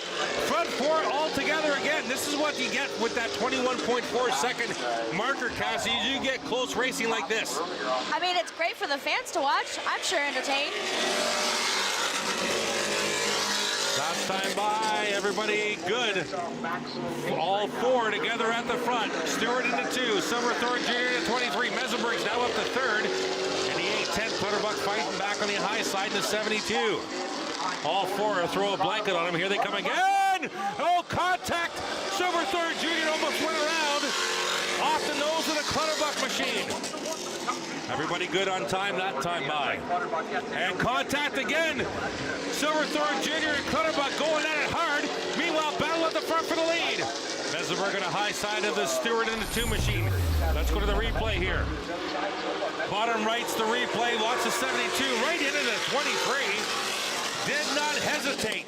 They also got together in turn 2 that following lap. Side by side for the lead. Here we go, down the back. Stewart in the 2, Mesenberg in the 810. Doug Stewart looking for his first feature race win in many, many months, maybe even a couple of years. They'll cross the start-finish line. 21.46 for Silverthorne Jr. He's good by 6/100ths of a second. Trying to get back into this battle in the front. Stewart in the 2, Mesenberg in the 8-10. There's the nose of Clutterbuck in the 72. 9 to go this time by. At the stripe. You can just hear it. You can hear it on our cameras, how they slow up off the throttle, race fans at the stripe. We're coming out of turn 4 just to beat that 21.4 marker. Silverthorne Jr. back in touch with the leaders now in the 23. They'll come out of turn 4 side by side for the lead again. Everybody good. This is what we saw 2 weeks ago with the V8 stocks, Cassie. We saw Mesenberg, and at that time it was Morris in the 73, side by side, lap after lap after lap, because they would each slow up out of turn 4. Morris slowed up too quickly. Mesenberg got the win. We're seeing the same thing play itself out. Meanwhile, oh, there's contact! The 23 and the 72 are battling again. It's definitely on between these two cars. Here we go, more contact. And the 23 of Silverthorne Jr. into the 72 again. They're hammering each other. Now Clutterbuck hammering on the brakes. The 23 of Silverthorne Jr. into the pit. So is the 72 of Clutterbuck. My goodness, they wanted every piece of each other. Meanwhile, back at the front, down the back, it's mono versus mono. Side by side for the lead. Stewart and Mesenberg. Ethan Orr a distant third right now. 5 to go this time by. So let's go to the replay between the 23 and the 72, a lap prior to before they started playing bumper cars. There you see them in turn 2. Silverthorne Jr. got the 72 of Clutterbuck loose. And they went down the back, and you saw the rest of the story. Here come the leaders out of turn 4. 4 to go. Both the leaders are perfectly fine under the time. It's just a parade lap right now. It's a parade lap to stay slower than 21.4 seconds. That's what it comes down to. Who's got the, what can I say live on the air that won't be bad? Who's got the intestinal fortitude to be able to mash the gas a little bit more than what they're doing out of turn 4 to grab that lead, because it's coming down to the wire. We've seen this before with Mesenberg and Morris. Now it's Mesenberg and Stewart. Side-by-side parade lap for 12, 13 laps, because they slow up out of turn 4 to beat that 21.4. There you see it. So we have 2 laps left to go as this side-by-side battle continues through turns 3 and 4. Doug Stewart in the 2, Kyle Mesenberg in the 8-10.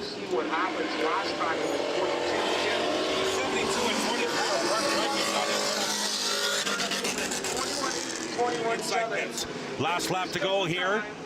It's Doug Stewart in the 2. Kyle Mesenberg in the 8-10. Who is going to slow up the least this time around? Someone has got to take this checker flag and still be slower than 21.4. Out of turn 4. Checkered flag in the air. It's Stewart. Let's check the time.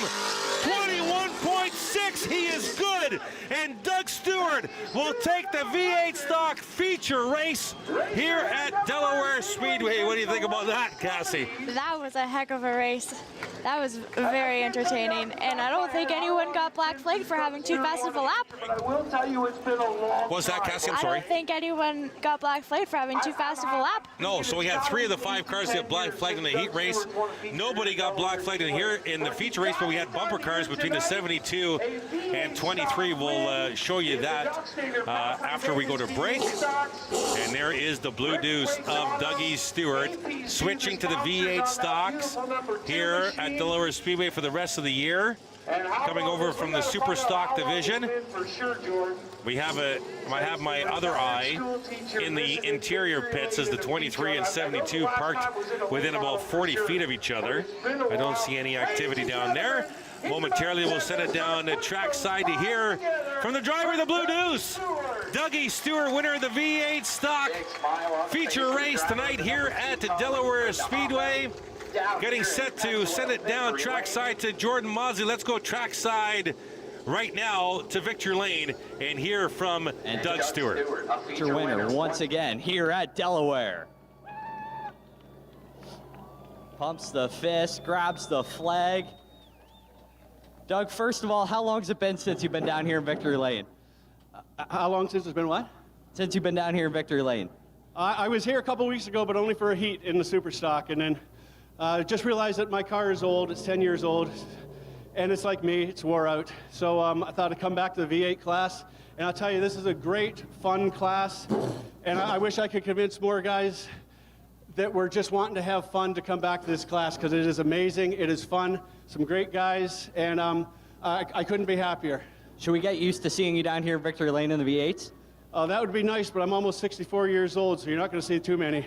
That's Doug Stewart, winner of your Dock Stater Property Maintenance V8 stock feature down here in Victory Lane in the two Doug Stewart, winner of the V8 stock feature race. Cassie Howard, a great race, but we did have some bumpers between the 23 of Dave Silverthorne Jr., the 72 of Jack Clutterbuck. This is out of turn 4. This is where the rest of it happened. Bump there, Silverthorne Jr. almost loses it, gets it back. He's going to hit Clutterbuck again. Boom. And then he's going to come and hit him again. Boom. Now the 72 is at, that's enough. I'm going to break. Boom. And then he's going to break again. Silverthorne Jr. goes, yeah, we're done. Goes into the pits. Clutterbuck comes into the pits. They're parked 40 feet from each other. There you see right there, that's in between, the Ethan Orr machine is the red machine between Silverthorne Jr. and Clutterbuck. So pretty quiet there right now, but if anything happens, we will be sure to show you when we come back from break. We head to the late models, 35 lap feature on deck. You are watching Delaware Speedway Racing on Rogers TV, presented by Oil Guard.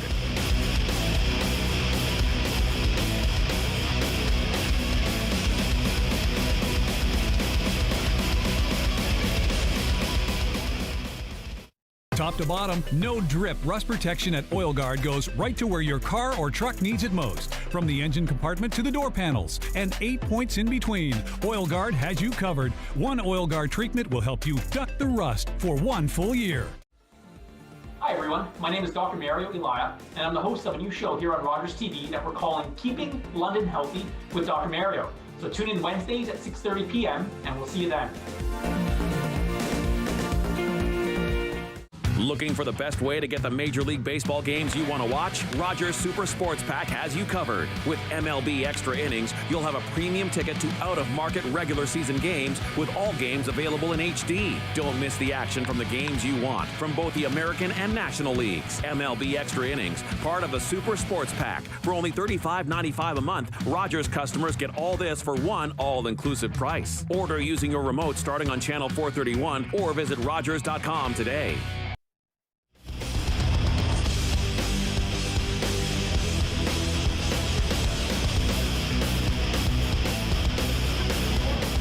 The Delaware Speedway Racing on Rogers TV, presented by Oil Guard. Just to cap things off from that V8 stock feature race, we do have unconfirmed reports of a wheel being thrown between the pits of the 23 of Silverthorne Jr. and the 72 of Clutterbuck. We're not sure if that was an actual tire or a steering wheel.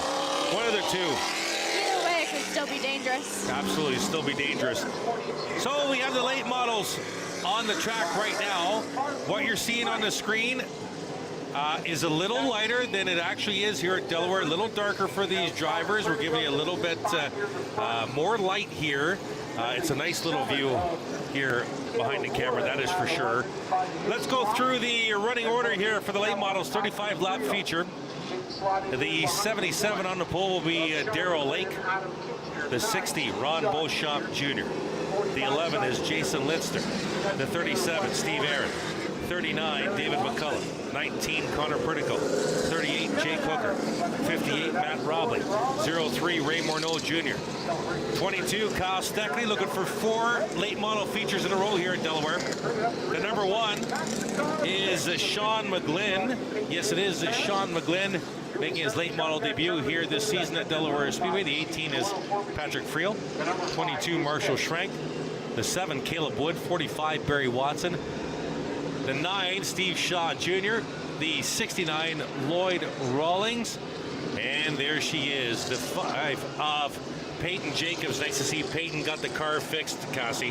There's one car that I noticed that did not get their car fixed. Is Cole Powell. Who was that, sorry? Cole Powell's not out there. Oh, that's Cole Powell, you're right. The 73. Let's go trackside to Joey. Hey guys, so I got confirmation that what happened was Dave Silverthorne Jr. came in pits and threw his steering wheel over at the 72 car. Now, what I've heard from track officials is that the 23 was previously black flagged for intentionally wrecking the 72. Now, another side note is Ethan Orr, after all that, continues his string of podiums. As far as non-race winners go, he's got the longest string of podiums anywhere in Delaware. So good run of form for him, staying consistent, staying under the black flag rule. I mean, that's a skill in of itself. Back to you guys. All right, thank you very much, Cassie, and let's go to the replay here. There you see Clutterbuck. Watch the steering wheel. Oh no, that's Ferguson. Oh, sorry, Silverthorne Jr., my apologies. And here comes Clutterbuck. And there's a steering, oh. So where did the steering wheel come from? I think it came out of the 23 car. Okay, so we have confirmation of 23 through it, right, Jamie? So 23 through it at the 72 coming in.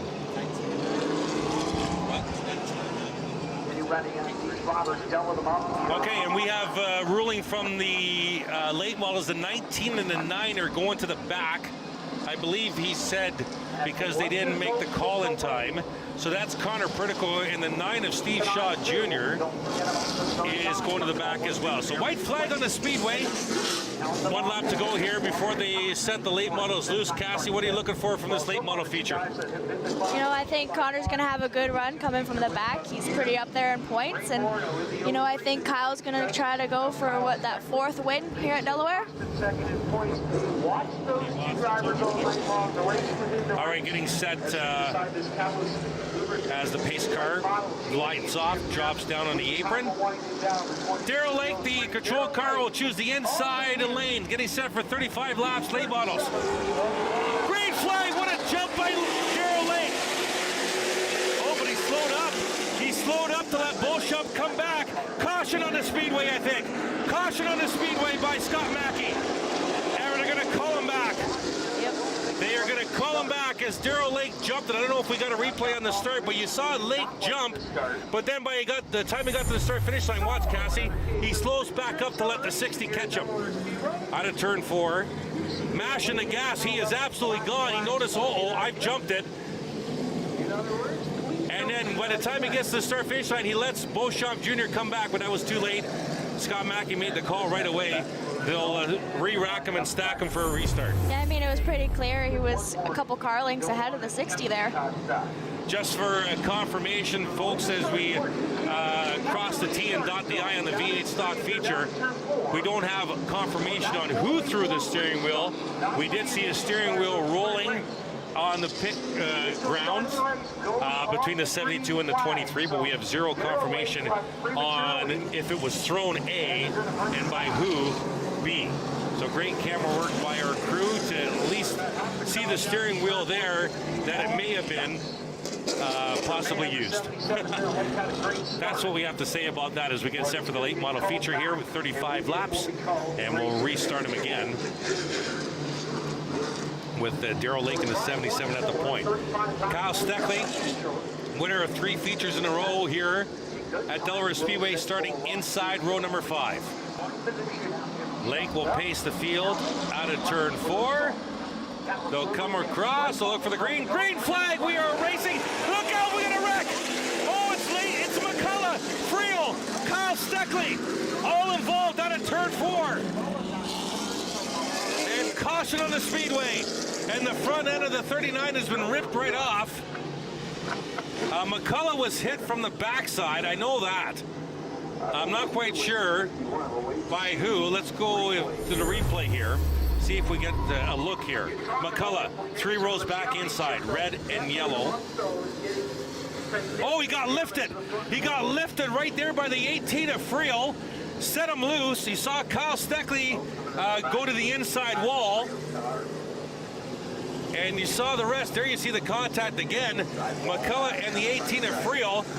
Friel in turn 4. You can see the back end of the McCullough machine, Cassie, lift right up. Yeah, it looks like Patrick Friel got into the back of the Kyle Steckley there, and it kind of was like a chain event. Yeah, absolutely. Lifting the McCullough machine up. We'll see if we get another replay again for you, viewers at home. McCullough's back into the pits. Steckley is down and away. He's got damage on the right front of that 22. And Patrick Friel is looking to get assistance here. There you see Patrick. Let's go to the replay here. Watch the red car, the 39 on the inside row. Oh, it's Robley in the 51. Watch the back end of the red 39, race fans. Right about now. See how he got lifted?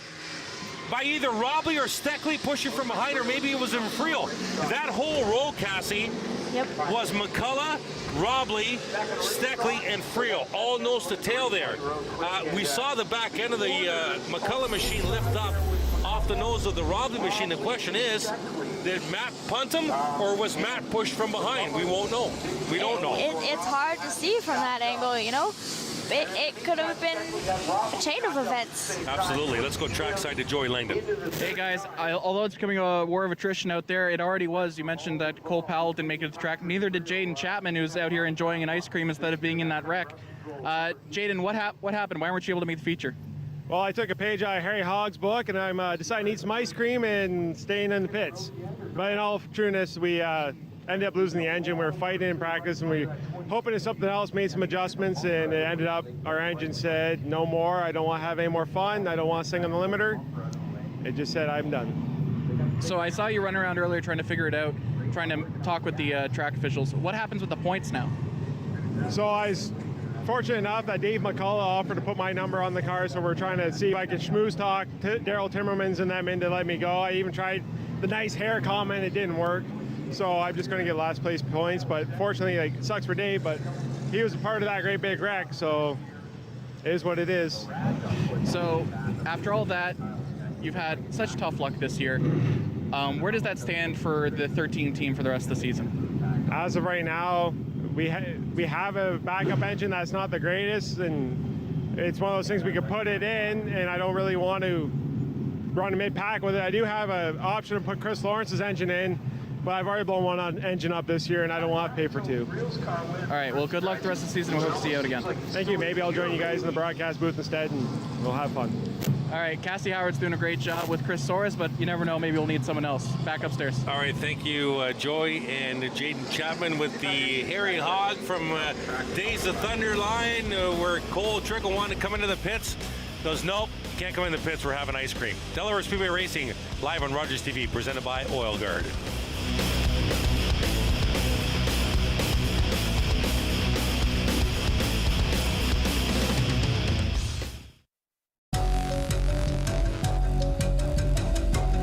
Blow out all candles before you leave the room or go to bed. Never leave a burning candle unattended. When you go out, don't forget to blow out. Most people that have received treatment for drug use problems are probably going to have a lapse. Join addictions counselor Dean Anderson for Invisible, Breaking Through the Stigma of Addiction, on Rogers TV.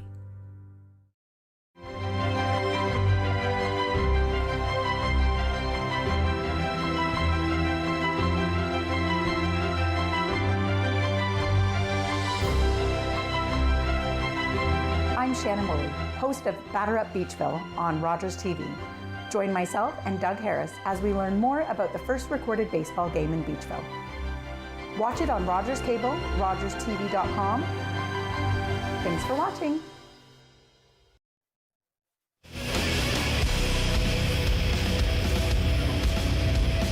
Welcome back to Delaware Speedway Racing on Rogers TV, presented by Oil Guard. There you see the 22, Kyle Steckley, down and away. They did some work on the front end of that machine. They had damage on the right front. They peeled that sheet metal away. He was one of 3 cars involved in this caution.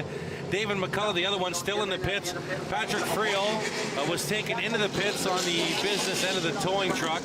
Not sure if the 18 will return. The 22 set to return. Kyle Steckley on a 3 straight feature win streak, trying to make it 4 tonight. Lights off on the Delaware Speedway pace car, getting set for a restart. We have not completed the lap here.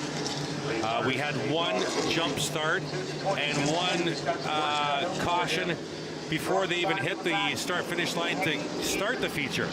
Let's see if they can get into some sort of rhythm here. 35 laps still to go here. Late model feature. Green flag, we're racing at the half mile. Darrell Lake, Ron Beauchamp Jr. side by side. Look at that grip by the 60. And he'll grab the lead down the back. What a move by Ronnie Beauchamp Jr. Darrell Lake fighting back on the inside. Looking to get up to the wheel. Well, he's there, but Beauchamp will lead this lap. Beauchamp Jr. at the point. And Lake got a little loose. Here comes Jason Litzner. And Jake Hooker, they're right there. Litzner in the 11. Hooker in the 38. There's the points to the Ray Morneau Jr. in the 03. Hooker to the inside and Litzner for 3rd. That is a battle for the 2nd spot. Darrell Lake in the 77 has it. Litzner caught on the outside. Here comes Matt Robley as well behind the 03. In the 51 looking for a spot. And Litzner's off the pace. Jason Litzner, problem with the 11 car as they'll fly by him. We're still green. Litzner trying to find a spot to come down. And he'll wait for Peyton Jenkins to go by. Litzner will come into the pits. We stay green on the racetrack. Unfortunate news for Jason Litzner. It looks like he just lost all about his power. Here's Ronnie Beauchamp Jr. in the 60 out front by 6 car lengths. And let's go to the replay here. Bottom right, Litzner in the 11. Morneau Jr. in the 03. Maybe the cut tire. Maybe the right rear cut the left front tire of the 11 of Litzner. We'll have to see if Jason returns to the feature race. Here's Beauchamp Jr., your leader. Contact again for 3rd. 3 wide on the stripe. Morneau Jr. will split Hooker and Darrell Lake and grab 2nd spot, but Jake Hooker says not so fast. Hooker will try and fight back on the inside in the white 38. Morneau Jr., a house of fire coming to the front of this field. Let's look at that pass again through turn 3 and 4. Into turn 3, Lake in the 77, Hooker in the 38. Morneau watching get out contact with the 77 that got loose. Morneau sees the hole, he'll take it, and eventually grabs 2nd spot. That was a great opportunity for Ray there. Ronnie Beauchamp Jr. in the 60, that's your leader. 27.5 laps to go here at Delaware Speedway. There's Lake in Robley. That's a battle for 4th on the racetrack. And the 1, Sean McGlynn up there. Good run for the 1. As they'll cross the strength to complete another lap. And now Robley gets a good corner exit out of turn 2. He'll draw even with Lake into turn 3. Battle for 4th right there. McGlynn in the 1 car looking for a spot as well. And Darrell Lake, who started the feature on the pole, slowly dropping back into the field here. Now McGlynn to the inside of the 77 for position. This is for 5th on the racetrack, right behind the 51 of Matt Robley. Lake fighting back on the outside through turns 1 and 2. McGlynn gets a good corner exit there. He'll grab the spot.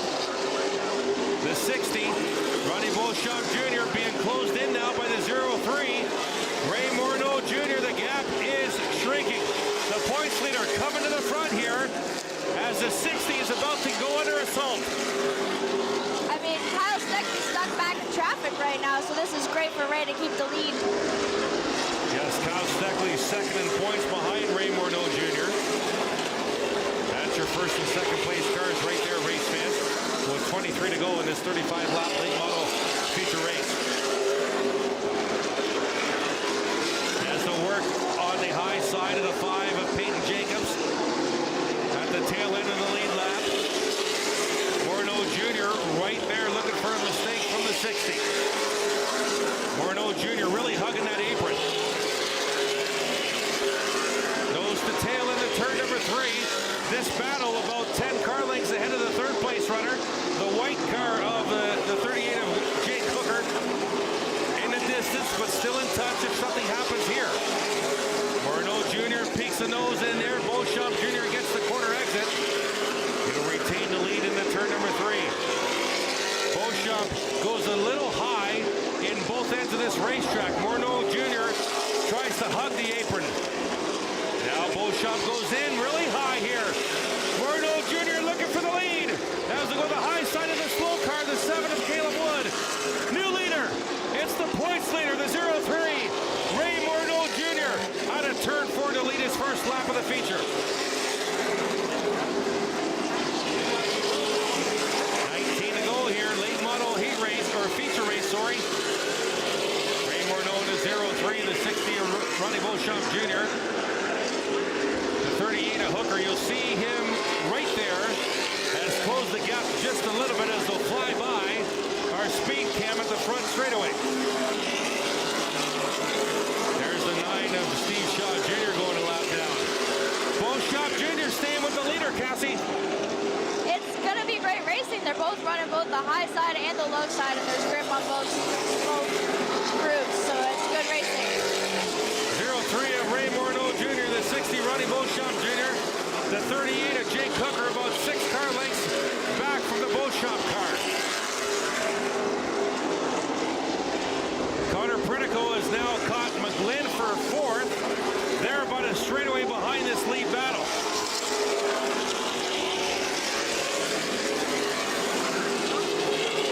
And now all of a sudden Ray Morneau has jumped out to a good 10-car length lead. Let's go to the replay. And we'll show you why. As the 60 of Beauchamp Jr. hit the wall out of turn 4. We'll see if that really hurts the car. Beauchamp still on the track, but he's falling into the clutches now of Jake Hooker. There's Ray Morneau Jr. in the 0-3. 14 to go this time by. Beauchamp Jr. in the 60. Jake Hooker in the 38. Battle for second. Here comes Hooker. Looking to the inside. He'll dive into the corner. Beauchamp Jr. trying to protect, and he does for now. That car seems to be still handling well after. That seemed like a pretty hard hit. Hey, hitting the outside wall is not a fun time. First night out, Bone Stocks Chris hit the wall, and he couldn't finish the race, so at least he's making it work for him. Absolutely. And we got caution on the speedway as Kyle Steckley's in the pits. So is the 22 of Marshall Schrank. What's that, Cassie? Caleb Wood is around in turn 2. Thank you very much. The 7. Oh, and the 45 of Watson in the grass. So a collision in turn 2 involving the 7 of Caleb Wood and the 45 of Barry Watson. There you see the two vehicles as Steckley came into the pits. So did the 22 of Marshall Schrank. Schrank's service is done. Steckley's still getting service. The 45 of Watson is away. And now they'll see what they can do with the 7 car. Caution on the speedway. As we have 22 laps complete and 13 to go. Got a replay all.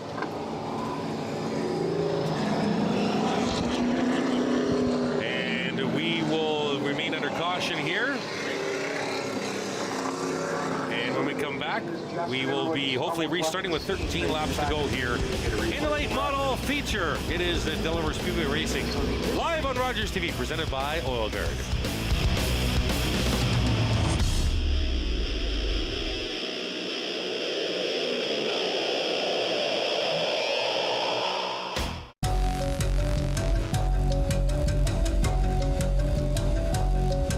Be distracted and leave your cooking unattended. Stand by your pan and look while you cook. Hi, I'm Dan Mailer. I'm the host of London Lights, the show where we talk about notable Londoners who have made a big mark, big impact on the world of music, entertainment, sports, politics. Hi, I'm Melissa Yee, Community Engagement Specialist at Rogers TV. Volunteering at Rogers TV during my high school years provided a great opportunity for me to learn on-air reporting and writing, which helped me get into the college I wanted with that experience. The skills I learned while volunteering at Rogers TV were invaluable, and it has now led me down my career path of now overseeing the volunteer program at Rogers TV.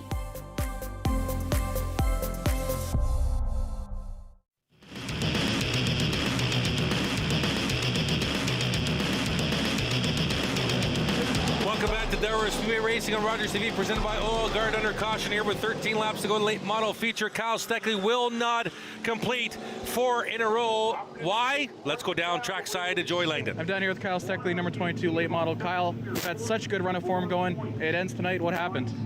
Yeah, just on that initial restart, I guess the guys got a little impatient, and there was a check up and got hit from behind and spun around and put into the wall. And it came in, the crew did a good job trying to fix it, just got back out and it just got too hot and don't want to damage the engine. So hate it for all the guys, hate it for all my sponsors, but we'll be back and hopefully hunt for more wins. So hunting for more wins, but also hunting for the championship. Going to take a little bit of hit today because Ray Morneau Jr. is still on the track. What's the strategy the rest of the way to try and catch them? Yeah, just win every race that we're here, and hopefully we have some luck and maybe we'll be able to catch them at the end of the year. All right, good luck. Thank you. Thank you. Back to you guys. All right, thank you, Joey Langdon and Kyle Steckley. I think we have a replay of what happened to the 22 way back at the start of this race. Not a lap complete. The 39 of McCullough, red car, third row back inside, gets lifted by Robley. Okay, so it was a lift by Robley. Steckley drove into Robley because obviously the 51 checked, and then Patrick Friel, Cassie, hit Steckley from behind. We got confirmation on that. You could tell that there was still space between Kyle Steckley and Matt Robley before that contact was made with McCullough. 13 to go, we're racing at the half mile, and the points leader looking to make it an extension of the lead as Kyle Steckley is done for the night, and Ray Morneau Jr. is at the point. He'll lead him into turn 3. Ronnie Beauchamp Jr. inside of Connor Pritico for second. Pritico's past Hooker for the spot. Hooker drops to 4th. Nose to tail. Almost the entire field. Now the entire field nose to tail. Ronnie Beauchamp Jr. under assault from the 19 of Connor Pritico. Pritico third in points. Coming into the night 8th behind Steckley. So Pritico looking to gain in the point standings as well. 4th place was Cole Powell. Cole never took the green flag. Pritico to second. Here comes Jake Hooker to the inside of Beauchamp Jr. looking for 3rd. Meanwhile, right behind them, it's Link and Robley battling side by side for position. Let's go to the replay here. Let's look at the 60 and Pritico. Bottom right of your screen. Battle for second spot. Beauchamp Jr. very high and loose. Pritico to the inside. And Connor would eventually make that pass for the second spot. I'm very surprised still, Cassie, that the 60 Ronnie Beauchamp Jr. is still near the front of this field after colliding heavily with the outside of turn 4. Yeah, I mean, he's doing an excellent job. If the car is broken, he's making sure it's handling for what he needs it to handle for. Inside 10 laps to go. That is your battle for the second spot on your screen, or sorry, third spot on your screen. Here's Ronnie Beauchamp Jr. He will not go away to the inside of Hooker, looking for the 3rd spot. Pushes Jake up the track just a bit. And Beauchamp Jr. cannot get inside of the 38 by turn number 1. The 38 will shut the door. Back comes Ronnie down the inside again. Matt Robbie, the nose of the 51 you saw on the right hand of the screen. That's the 5th place car. Oh, he's very loose. Look out. And he just missed the tire. Ronnie Beauchamp Jr.'s around. And we'll go caution on the speedway. Hitting that turn 4 tire is not fun. I have done it head on and had to replace the front end into my car. Let's go to the replay. 60 is Beauchamp Jr., the 38 is Hooker. I'm not sure if there was contact or the 60 was just loose here. Here comes Jake down. Oh, maybe there was a little bit of contact. The right front of the 60 into the door of the 38, maybe. And just missing the barrel and the tire was Ronnie Beauchamp Jr. in the 60, hence the caution. Yeah, that right front would have taken a lot more damage than it already has. Yeah, and just before we went to caution, the 19 of Connor Pritical was indeed tracking the 0-3 of Morneau Jr. down. So this will be a fantastic restart. On the other side of the break, 7 to go here. Late model feature on track. It's Delaware Speedway Racing on Rogers TV, presented by Oil Guard.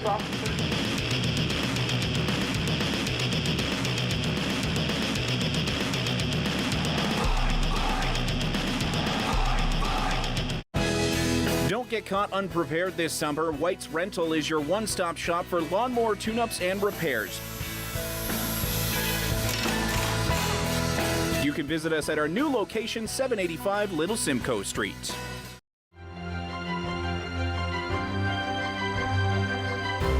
I'm Shannon Woolley, host of Batter Up Beachville on Rogers TV. Join myself and Doug Harris as we learn more about the first recorded baseball game in Beachville. Hi, I'm Dan Mailer. I'm the host of London Lights, the show where we talk about notable Londoners who have made a big mark, a big impact on the world of music, entertainment, sports, politics. Today our guest is Jonathan Hollow, Yuri Poole of the McCartney years, the one and only Jim Chapman, Peter Brennan of Jeans and Classics fame. London Lights, Thursday at 8:30.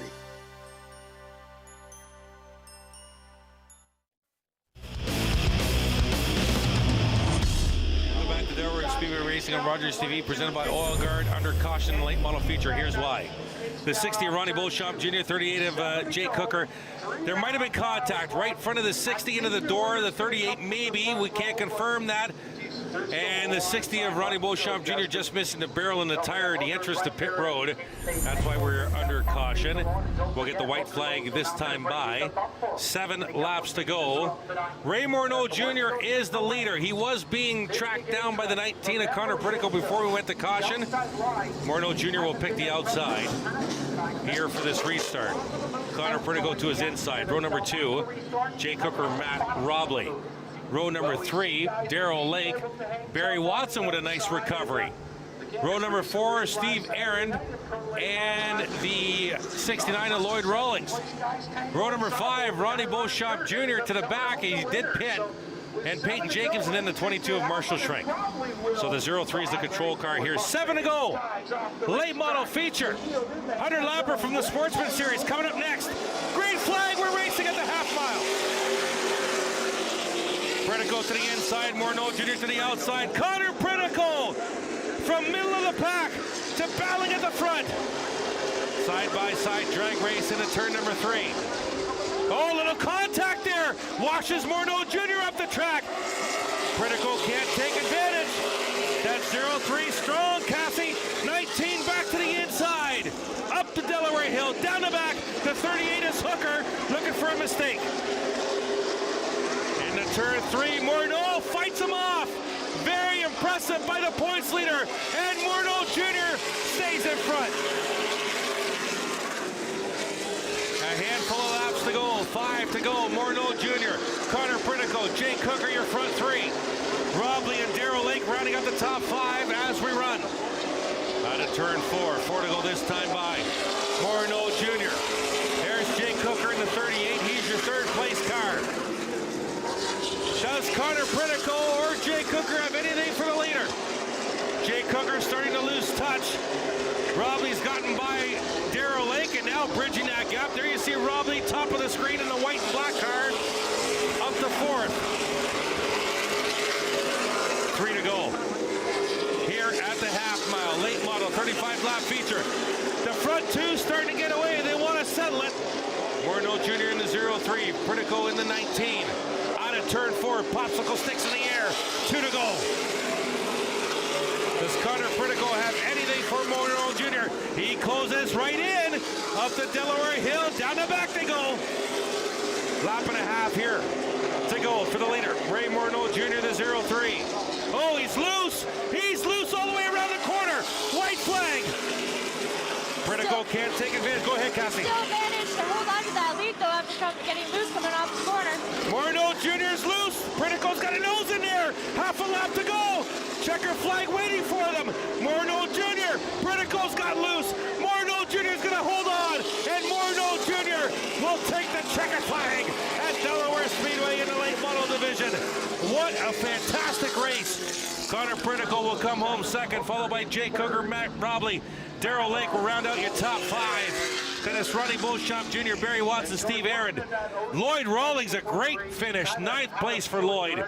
Peyton Jacobs, top 10 for Peyton, well done in the 5 car. Marshall Schrank in 11th. Then it's Sean McGlynn, Kyle Steckley, Steve Shaw Jr., Caleb Wood, Jason Lister, Jaden Chapman, Patrick Frio, David McCullough, and Cole Powell, who never took the green flag. The points leader making a statement tonight, race fans. His closest competitor, Kyle Steckley, did not finish the race, and Morneau Jr. wins the feature race. Cassie, quick comments before we send it trackside. I don't really have anything to say. It was a great race by Ray, actually. It was She's not one of the best color analysts in the league for nothing, folks. It was a great race for Connor, too, coming from mid to back of the pack and finished second. Let's send it trackside here. We're going to hear from Jordan Maudsley as they get set to interview Ray Morneau Jr. Very impressive, especially with that late lap attack by Pritico, where Morneau Jr. got loose in turn 4. He was able to hold on. There he is out of the cockpit. Let's send it trackside to Jordan Maudsley. Here, Catalyst Lubricant feature winner. Ray, first of all, you had an awesome car tonight. You started up front. How great was it leading all those laps? Oh, it was good. We had a good car at the beginning. Just we got real tight there at the end, and just had to start driving defensively there. The 19 came on strong there at the end. He was really good. But we had just enough in the tank here and pulled it off. He's really quick. You said that restart came out with just a couple laps to go. What were you thinking there? Oh, I was worried. I was really worried. I knew we got out to a decent lead there. And I didn't want to see a caution, but we had it, so we had to deal with it. And we dealt with it pretty good here. We came across with a win. I got to thank some guys here. First off, the John Arts group. Unreal guys. JR Excavating, East Elton Concrete Forming, Iron Mike Industries, Reed Farms, Hallmark Memorial, Dana's Desserts, Revard Snow Plowing, St. Dennis Machine, Highland Tools, Double R Reworks, Concrete Forming, Dutch Brothers, Tormont Cat, the crew, they put a rocket here. So it was a good night, good points night here too. It sounds like 22 didn't have a great night, so I'm looking forward to the rest of the year. Ray Morneau, your points leader and your feature winner for the 3rd time this year down here in Pennzoil Victory Lane. Ray Morneau Jr., also the points leader. When we come back from break, the visiting Ontario Sportsman Series for 100 laps here at the half mile. It's Delaware Speedway Racing on Rogers TV, presented by Oil Guard.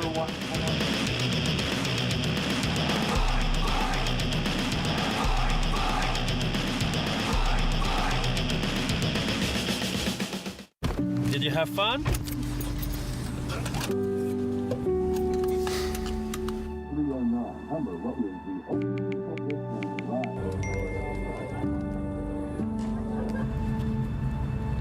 Check this out.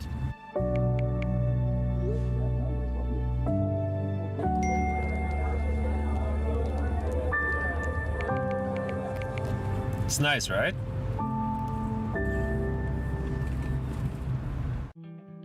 In the family with addiction, the person with the addiction becomes front, center all the time. Addiction and substance use affects all the layers of our society.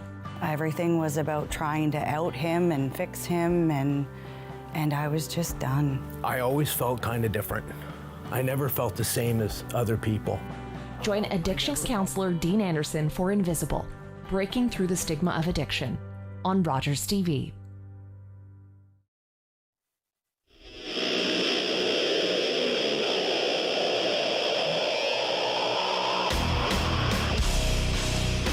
Delaware Speedway Racing on Rogers TV, presented by Oil Guard. Good evening, Chris Soares, and our guest this week, Cassie Howard from our bone stock division, getting set for Ontario Sportsman Series visiting the half mile of this week. 100 lap feature. Going to be a great race. Give me your thoughts on the evening thus far, Cassie. It's been great racing, both high groove and low groove racing you saw in the late models. Great passes. Unfortunate starts to, I would say, in both races, but they ran clean for the rest of the race, I would say.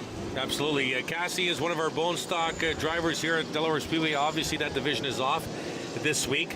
A lot more cars when you take the green flag. How do you negotiate that many cars on a half-mile track?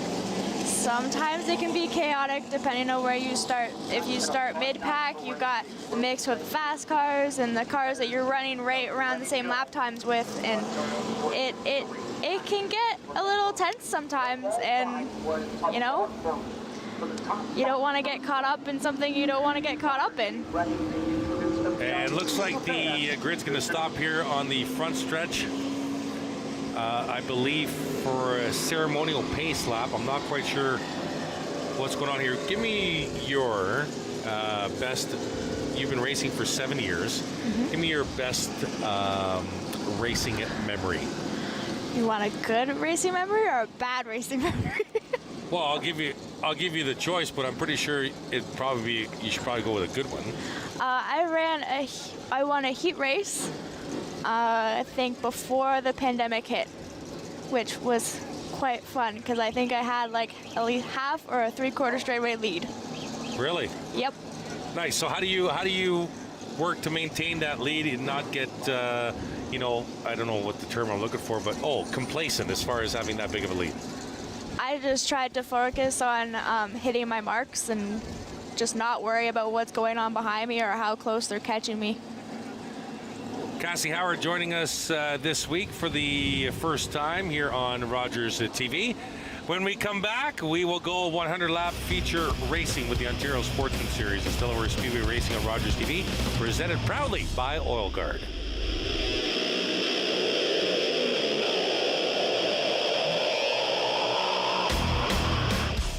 Looking for the best way to get the Major League Baseball games you want to watch? Rogers Super Sports Pack has you covered. With MLB Extra Innings, you'll have a premium ticket to out-of-market regular season games with all games available in HD. Don't miss the action from the games you want from both the American and National Leagues. MLB Extra Innings, part of the Super Sports Pack. For only $35.95 a month, Rogers customers get all this for one all-inclusive price. Order using your remote starting on channel 431 or visit Rogers.com today. Hi everyone, my name is Dr. Mario Elia, and I'm the host of a new show here on Rogers TV that we're calling Keeping London Healthy with Dr. Mario. I'm a local family physician here in London, and I'm very excited to be working with Rogers TV on this new format, which will give us an opportunity to explore all sorts of topics related to medicine and health. So tune in Wednesdays at 6:30 p.m. We'll see you then.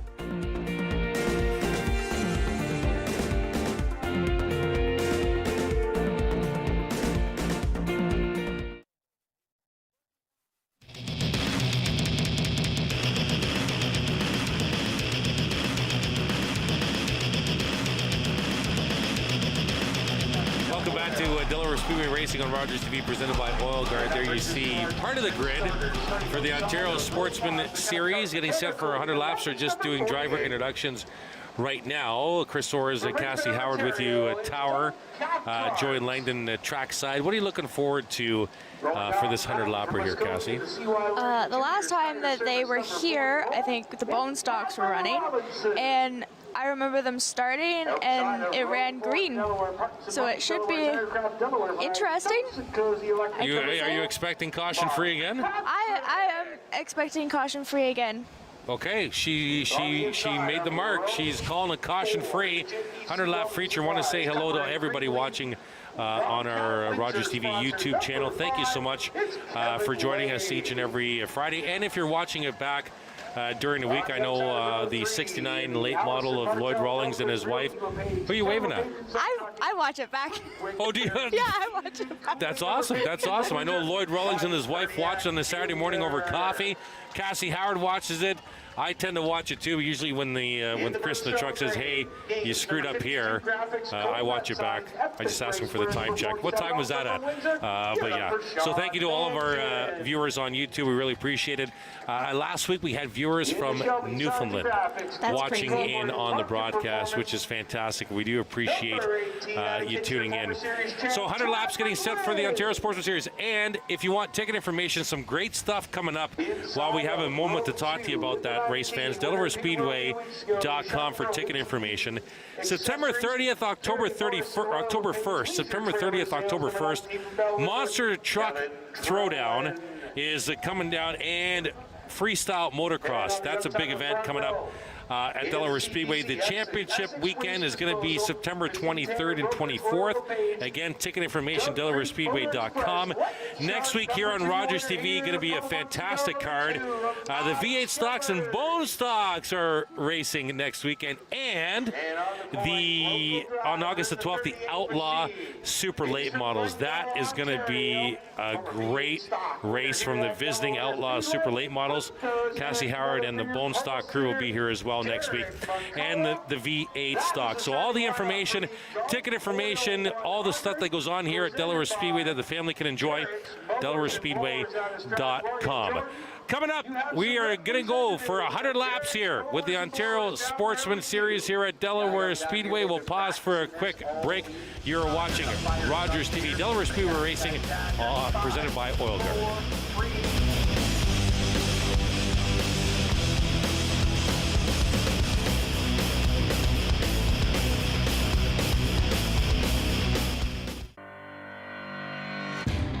I started playing softball when I was 4 years old.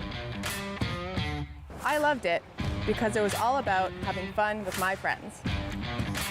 And it still is.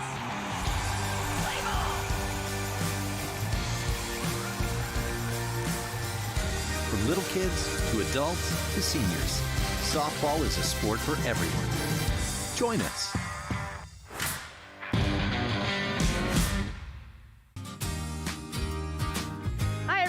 My name's Ranger M, and I work at Catfish Creek Conservation Authority. I'm the community outreach technician, and that means I do a lot of this, chatting about all things nature and conservation with kids, adults, teachers, everyone. I love to knowledge share, and that's just what I'm going to do with you. So come on, let's go learn with Ranger M.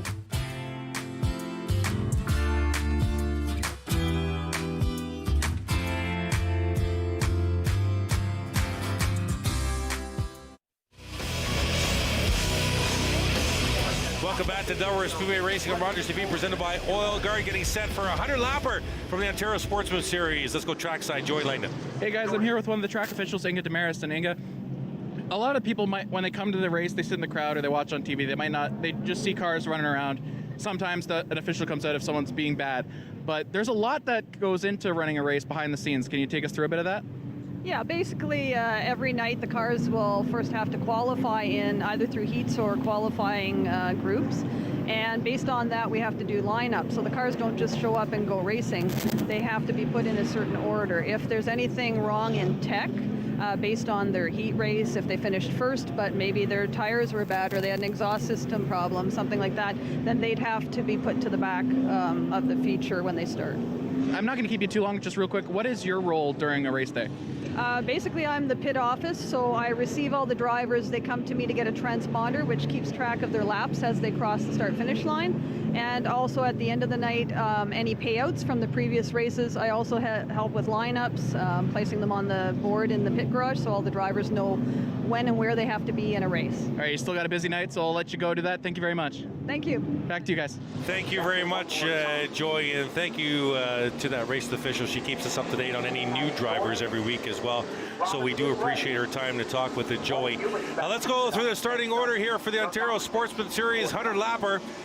The 38 pole sitter, that's Derek the Pitbull McCullough out of Glencoe, Ontario, the local boy at the point. The 2 is Todd Shepard out of Windsor. The 19 is Kevin Trevlin out of Bell River. The 18, Chad McGlynn from Kitchener, Ontario. The 47 is Sean Mangin from Windsor. The 15 is the points leader, Michael Herniak Jr. Out of Windsor, Ontario. Tough to see some of the numbers. The 5 is Kevin Lay out of Windsor. The 12 is Mark Patrick from right here in Delaware, Ontario. Mark Patrick in the 12.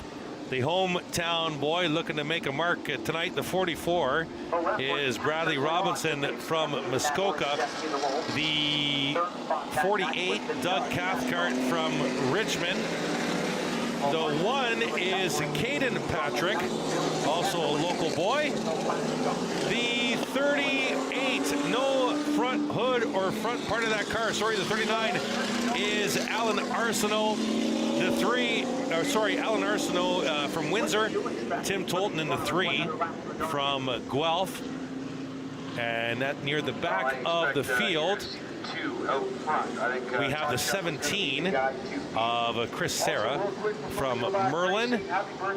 And that one car, Cassie, I can't get that one car at the back there beside the 3. I'm not quite sure who that might be. We'll get the, that might be the 22 of Rob Fenema out of Harrow, Ontario. A white flag on the Speedway getting set for 100 laps for the Ontario Sportsman Series. Cassie, final thoughts before we go green. I'm just hoping it is going to go green. There is 100 laps, so hopefully there isn't going to be too many cautions. Is that because you're ready to get out of here, or are you having fun here on Rogers TV? I'm having fun. Well, we are very happy to have you. Thank you so much for wanting to be a part of our broadcast this evening. Lights are off on the Delaware Pace vehicle. Kudos to Chris and Jake in the truck and everybody behind the cameras tonight. Fantastic job as always, including our trackside camera following Joey around. The pit bull, Derek McCullough at the point, looking for the flag stand here. 100 laps, Ontario Sportsman Series, visiting the half mile. Green flag, we are racing at Delaware.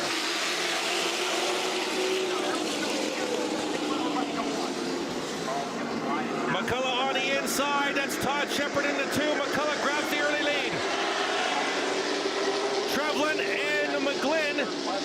Oh, contact there between the 19 of Trevlin and the 2 of Shepard. McCullough will lead the first lap. The 2 is Todd Shepard, the 19, Kevin Trevlin out of Bell River, second and third on your screen. They'll fly down the back. The older car versions, if you remember the Cascar series, the old version of the car from the Cascar series, the top stock car series in Canada. What you're seeing right now, Hooker, Shepard, Trevlin, your top 3. The 18 of Chad McGlynn in the 4th spot, the front 4 getting away. In 5th spot's the points leader, Michael Herniak Jr., trying to catch that front foursome.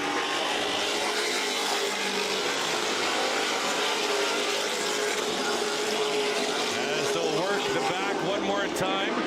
Derek McCullough up front, the brother of David McCullough, who ran in the late model race.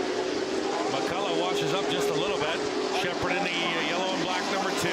Trevlin in the 19. The 18 is McGlynn. Now Trevlin is currently 2nd in points. McGlynn is 3rd in points. Trevlin 29 behind Herniak Jr. McGlynn 43 behind Herniak Jr. So 2nd and 3rd in the points, ahead on the racetrack of the points leader. But still, long way to go. 95 laps to be exact.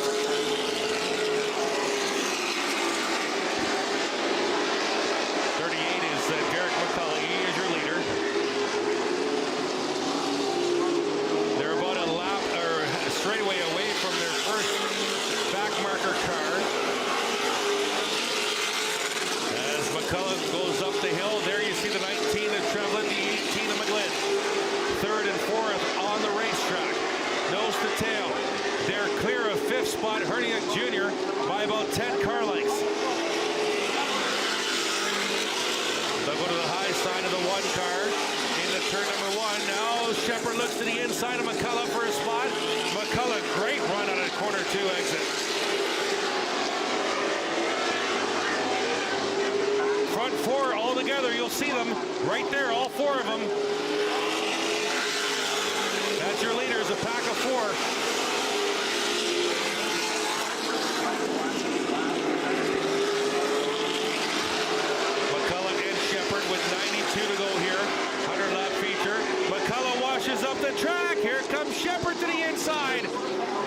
trying to get a nose in there. He'll have position into turn number 1.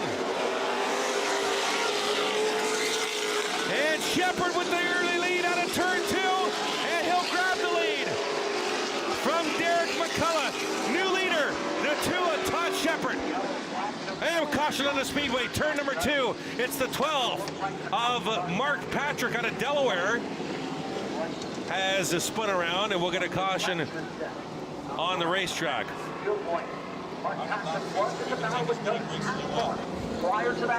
And we have 9 laps complete. In this 100-lap feature, we are under caution for the 12 of Mark Patrick. We'll be right back. You're watching Delaware Speedway Racing live on Rogers TV, presented by Oil Guard.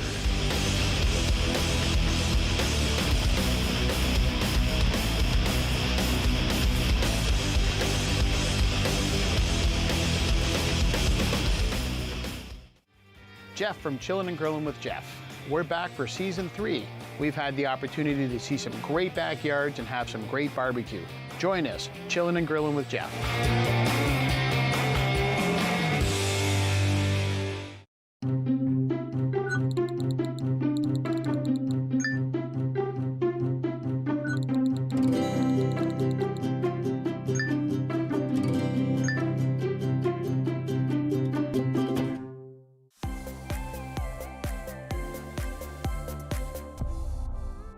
Rogers TV has given me the opportunity to be involved within my local community, where I have met plenty of new people, experienced new things. I have done various production roles such as graphics, live audio, and camera work. Recently, I have been a part of the London Knights Rogers TV crew, and I have had a wonderful time there, being part of such an amazing and diverse group of individuals. I highly recommend it.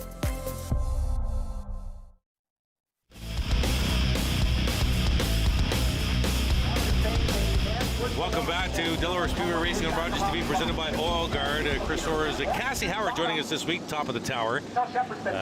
Joy Langdon trackside. We are under caution here. 9 laps complete in this Ontario Sportsman Series, the Touring Series, stopping at the half mile this week. 100-lap feature. Derek McCullough is your leader. They went to the last completed lap to set the field after the caution for the 12 of Mark Patrick. So McCullough is the leader. McCullough will have lane choice. He will choose the inside lane. McCullough out of Glencoe, Ontario, as we should see the white flag this time by from flagman Scott Mackey. Well, there goes your caution free, Cassie Howard. Yeah, I was just thinking that I might have jinxed it a little bit. What's your next prediction? Just kidding. I don't think I want to predict it anymore. Lights off the Delaware Speedway pace vehicle. With, as you see, top of the screen, 91 laps still to go. 100-lap feature. There you see the scrolling scoreboard at the top there. Pace vehicle drops down to the apron. McCullough will set the pace here as they'll bunch right up. Out of turn 4, looking to the flag stand. Green flag. We're racing with the Sportsman Series. McCullough gets the jump into turn 1. Here comes Shepard in the 2, traveling to the inside of McGlynn. Side by side for third, down the back. McGlynn in the 19. Or sorry, traveling in the 19, McGlynn in the 18. Side by side, that's for third. As the front 4 now, nose to tail. Now these front 4 got away from the rest of the field before we went to caution. Traveling the 19, McGlynn in the 18, third and fourth on your screen. As they'll come out of turn 4, McGlynn a little loose there. You saw him in the cockpit, sawing on that wheel to get the 18 straight again. I was just going to say he was all over the back bumper of the 19 there. Yeah, meanwhile the 19 now in the back bumper of the 2 of Shepard. Let's go to the replay here. Through turns 3 and 4, bottom right. The 18 gets loose. Watch the cockpit of the 18. Watch the hand. See him just sawing on that wheel to try to keep it straight. As we go back to live action now, McCullough in the 38 all alone in front. Great battle for a second. There you have it. Shepard in the 2, Trevlin in the 19. 17, McGlynn in the 18. All battling for the second spot. And who's loving this, Cassie Howard? That's Derek McCullough at the front. I mean, what did you say, his brother or whatever was running in the late models before? He didn't have such a great night, so this will be a great night for the McCullough family. Absolutely. Traveling up the second spot, Shepard dropped all the way to fourth. And Chad McGlynn up to third in the 18. Now Trevlin and McGlynn, they're second and third in points as well. The points leader, Herniak Jr., back in the 5th position. These two on your screen right now, second and third respectively in the point standings for the Ontario Sportsman Series. And they're trying to track down the leader, Derek McCullough. Last time by, .995 was the gap from Trevlin to McCullough. Both Trevlin and McGlynn threw out their fastest time in the feature last time by. So they are coming. McCullough had about a 3/4 of a straightaway lead, while McGlynn and Trevlin were battling with Shepard for second. That lead has now been cut to .76 seconds. As McCullough, lap car right there on the inside. Leaders will go to the high side. Now it's a battle with 3 cars at the front. Trevlin all over Derek McCullough now in the 38. McGlynn's lost touch momentarily now with the front twosome. Trevlin really hugging that apron. McCullough, second lane, maybe even higher through turns 3 and 4. Now it's wide open. Trevlin to the inside for the lead. Down the back here at Delaware. Trevlin in the 19, McCullough in the 38. Here's the nose of the 18. You saw it just to the right of the screen. That's Chad McGlynn right there. New leader, Kevin Trevlin in the 19. McGlynn to the inside and McCullough for second spot. Up the Delaware Hill, down the back. McCullough in the 38, McGlynn in the 18. McGlynn will grab that spot, and he'll move up to second spot now. These 2 cars right now, Trevlin in the 19, Cassie, McGlynn in the 18, look like the class of the field at this particular moment. Oh yeah, for sure. And I think the leader in the points right now is quite deep in the field, so it'll be great. He's 5th, right? Yeah, he's up to 5th. Herniak Jr. in the 15, in 5th spot right now. But with 100 laps, what's the most laps you've ever done in a feature? 50 last week. 50, yeah, 50 last week. There's the points leader, the 15 of Michael Herniak Jr. out of Windsor, Ontario. He's in the 5th spot. Tracking down the 2 of Shepard. Shepard was battling just a few laps ago at the top of the field. So 50 laps. Now it's 100 laps for these guys. You got to protect the tires to start, don't you? Yeah, you definitely want to save your gear for the end of the race. Yeah, so I'm not sure if Trevlin and McGlynn are saving their stuff right now. They're arguably the fastest cars on the racetrack at this moment. It's hard to say. Right now it looks like Trevlin's pulling away, so he might be now saving his stuff. Kevin Trevlin in the 19, your leader. They're coming up to some more back marker traffic now. Chad McGlynn in the 18 in the white car. Second place, Derek McCullough in the 38 in third. They have a full straightaway advantage on the 4th place machine of Todd Shepard. They'll go to the high side of the 1 car. Look at the 39 in front of them. Complete front end gone on that 39 of Alan Arstow, but he's still out there. Getting in a collision in the heat race, or sorry, in the qualifying earlier tonight for the Ontario Sportsman Series.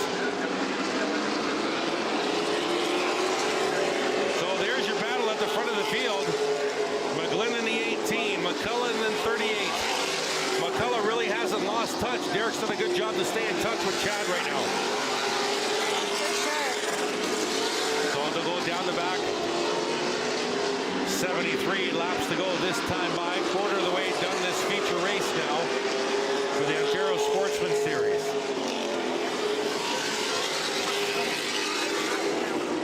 And coming up on the 3 car now, that's Tim Tolton on a 12. Next one to go a lap down from the 19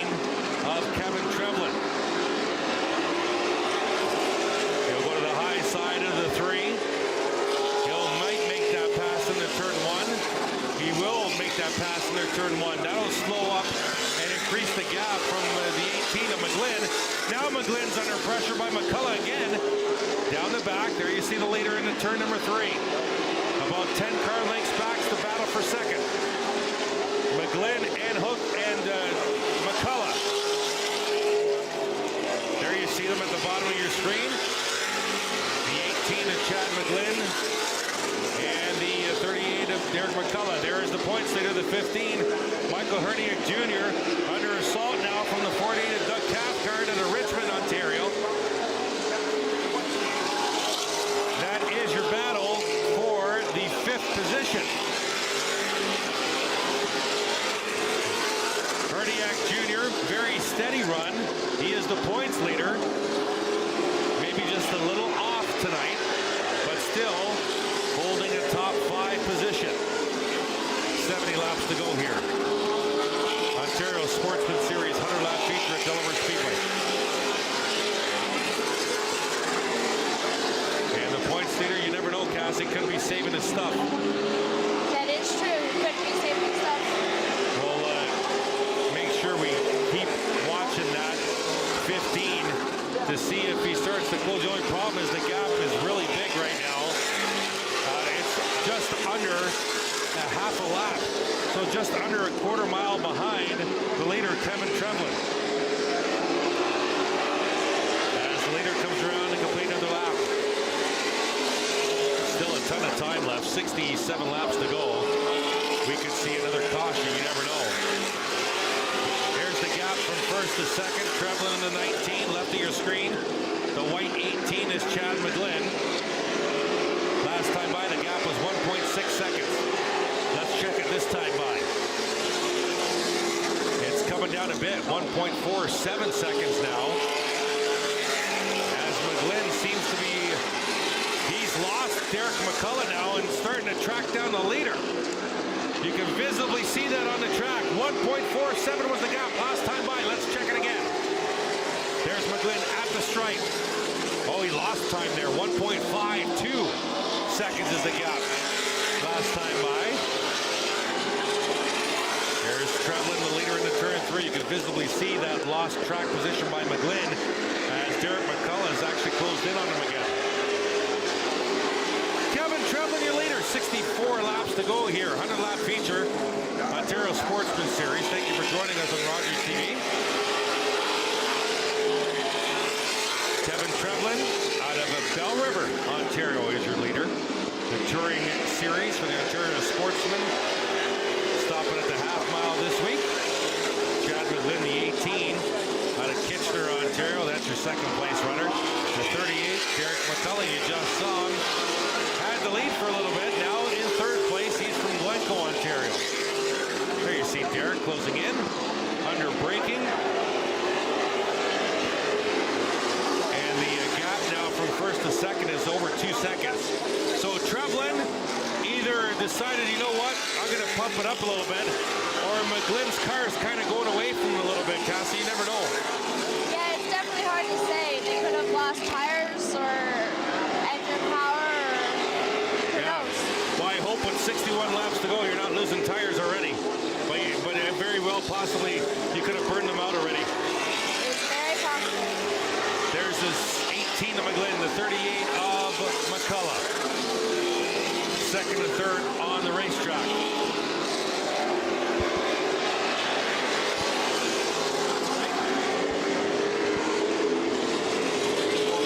Yeah, we're seeing some brake heat from the 18. A little rosy on the rotors. Could be fading away from Chad McGlynn. 60 to go, 59 this time by. Leader just took the stripe. Now there's Tremblay in the 19. The gap is now up to 2.3 seconds over Chad McGlynn in the 18 and the 38 of Derek McCullough. A torrent pace being set by the 19 of Tremblay. He is a half a lap dead on, a half a lap ahead of fourth place Todd Shepard in the 2. Actually, he's over half a lap. Let's check that this time by out of turn 4. Here's Trevlin at the stripe. And now the 4th place driver is Michael Herniak Jr., the points leader. He'll come by the stripe. And he's 13 seconds behind the leader. Is the points leader, and that's the 4th position. So Kevin Trevlin 14 seconds ahead of the 4th place runner and continues to set a torrid pace. There you see the 15. Mike Herniak Jr. is the points leader and your 4th place car. If we stay on the 15, no, let's go. Oh, there's the 15. The leader just crossed the stripe just now. And the 15 just halfway through the backstretch. That's how far behind Herniak Jr. is from our leader.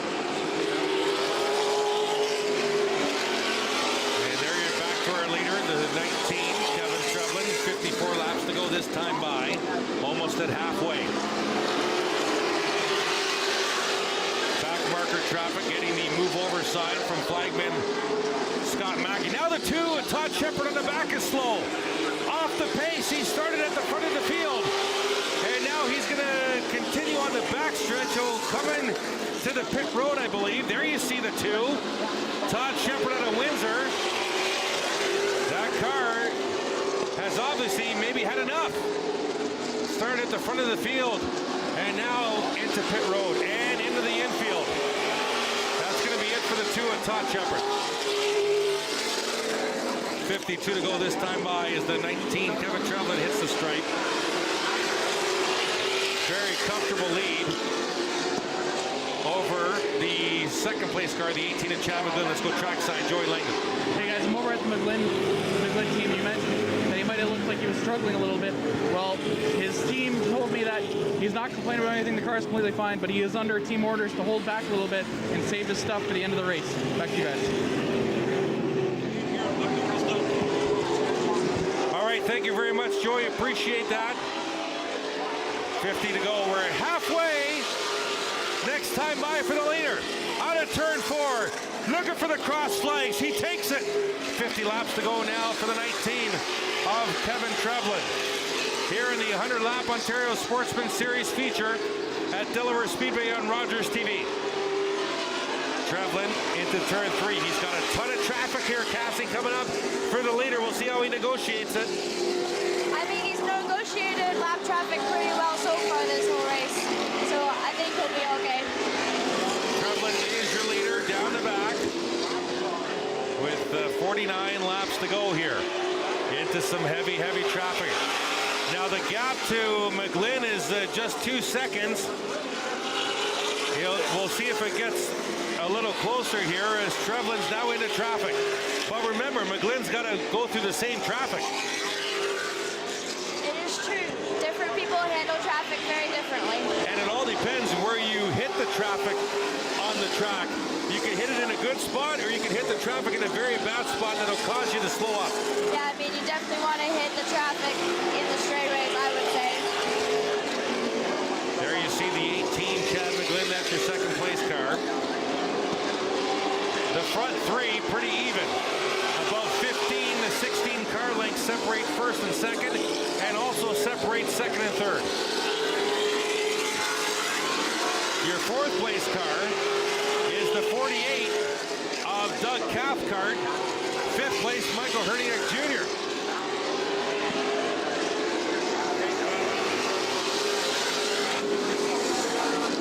And that's a great battle happening right now for the 4th place position.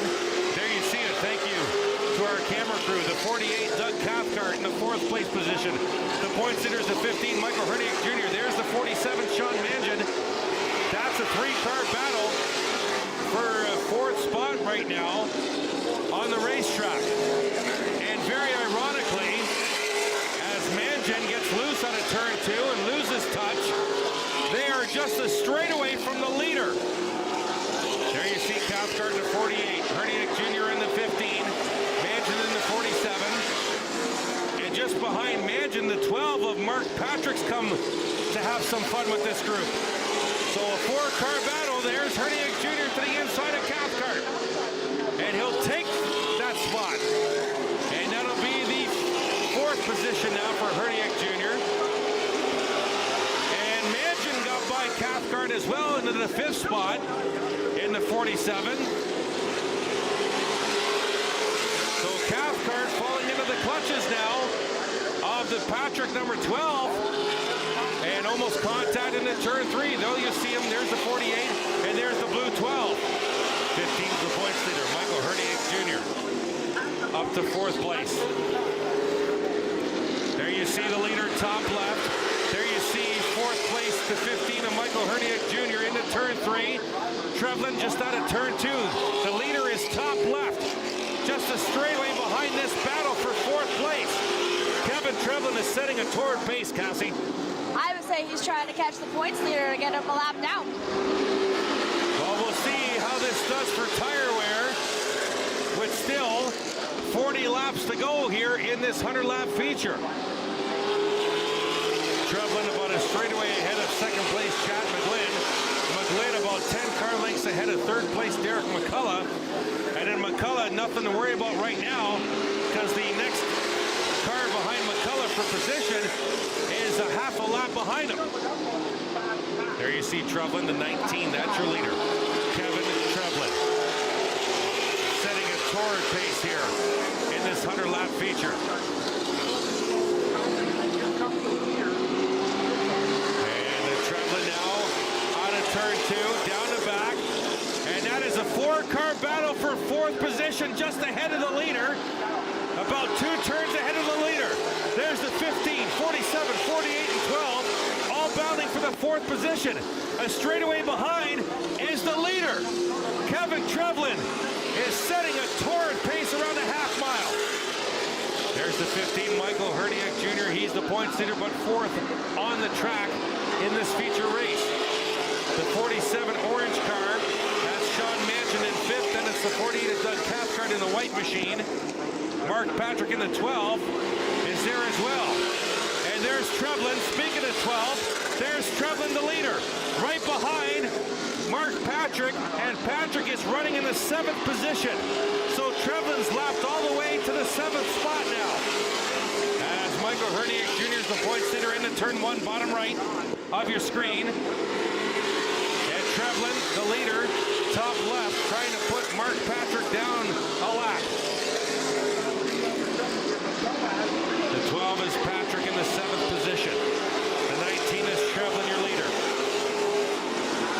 Trevlin now a full straightaway and a bit ahead of McGlynn, and McGlynn might have lost a little bit of tire now as McGlynn's falling into the clutches of Derek McCullough. But here's Trevlin trying to put the 12 of Patrick down a lap. He'll go to the outside through turns 3 and 4. And he'll get a good run out of turn 4. He'll draw even into turn 1 with Mark Patrick in the 12 machine. Patrick is the 7th place runner.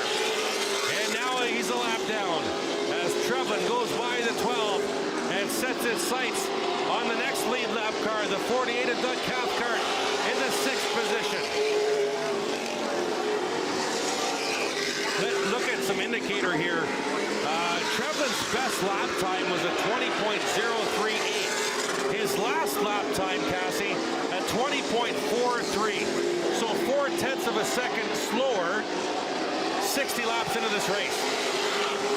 He could be starting to lose his gear. Yeah, absolutely. Absolutely. There's Trevlin in the 19. Down the back.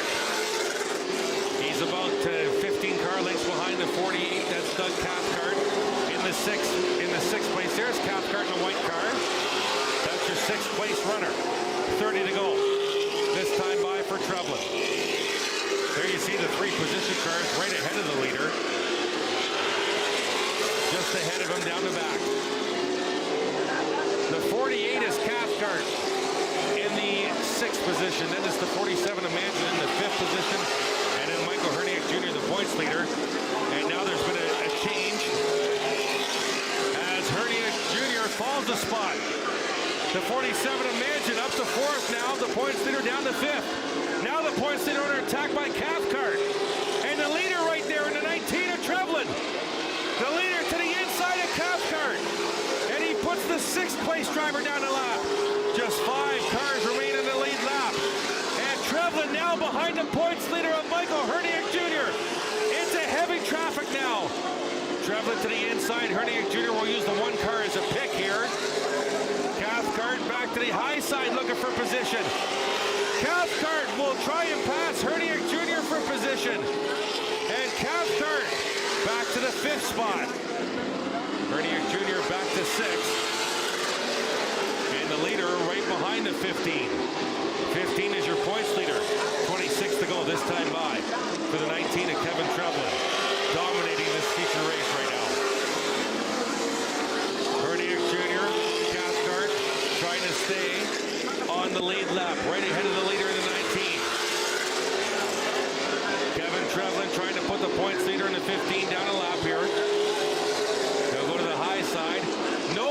No attack imminent behind Trevlin from a 2nd place position. A full straightaway ahead of the 18 of Chad McGlynn. Trevlin to the high side.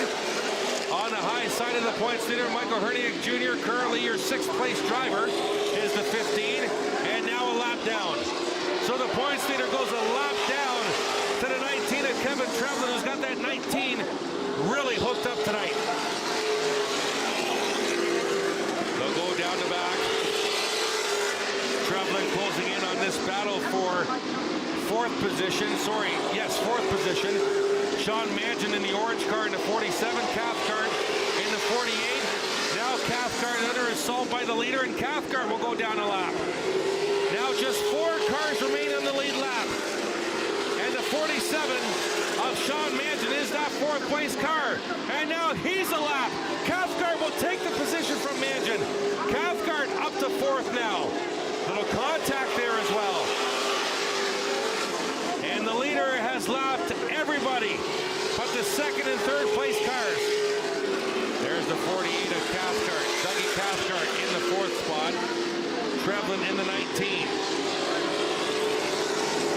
So where are the 2nd and 3rd place cars? They're going through turns 3 and 4 right now. They're about 3 car lengths separating themselves. Chad McGlynn in the 18, Derek McCullough in the 38. The leader down the back. There's the 2nd place battle right there. McGlynn in the 18, McCullough in the 38. Down the back, there are a full straightaway plus a turn behind the leader. 20 laps to go here at the half mile for Kevin Trevlin in the 19. McGlynn in the 18 is your 2nd place car. The 38 of McCullough is your 3rd place vehicle. These 2 are the final 2 on the lead lap to the leader. That's how dominant Kevin Trevlin's been. McCullough looks to the inside. McGlynn getting a little loose. McCullough right there.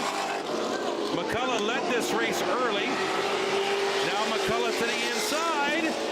Up to Delaware Hill. There you see the rotor in the left front tire, the 38. Watch the rotor light up here in turn 3. There's that glowy rotor from the 38 machine. Caution on the speedway. We got 2 cars around in turn 2. Looks like the 39 of Arsenault and the 5 of Kevin Lay. So caution on the speedway. So race fans, if you wanted this field to jumble back up, you got it. With 19 laps to go. It is the Ontario Sportsman Series 100-lap finale tonight. 19 to go. On the other side of the break, we'll be right back. Delaware Speedway Racing on Rogers TV, presented by Oil Guard.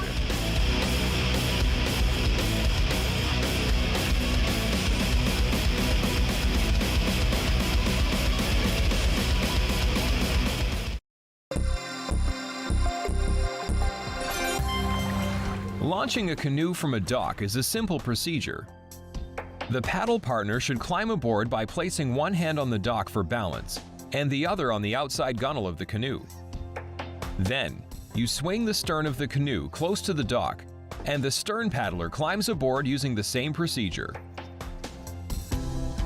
Once settled, push away from the dock and paddle away. Do you have something to share?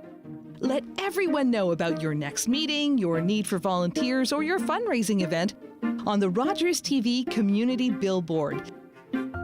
Send us your words and we'll bring them to life on Rogers TV and RogersTV.com. When it's time to spread the word, go to RogersTV.com to add your announcement to the community billboard.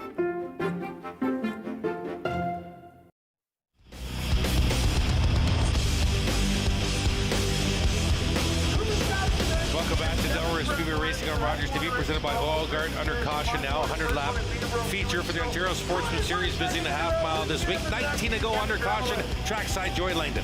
Hey guys, the 38, which is one of the few cars on the lead lap right now, is smoking really bad. Like it's you can smell it down here, and it's coming off the 38 pretty heavily.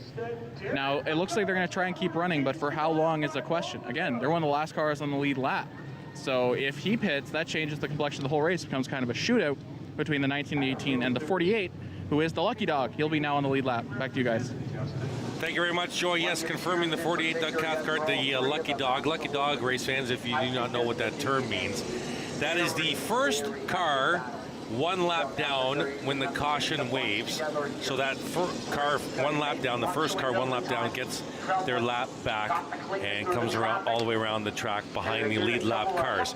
And that was a very important battle. Cassie Howard, who joins us this week, the 48 battling with the 47, the 15, and the 12 to get to that fourth spot, just in or get to stay ahead of the leader as best as they could. But once they all went a lap down, Cassie, they were battling with themselves to be that first car a lap down, to be that lucky dog.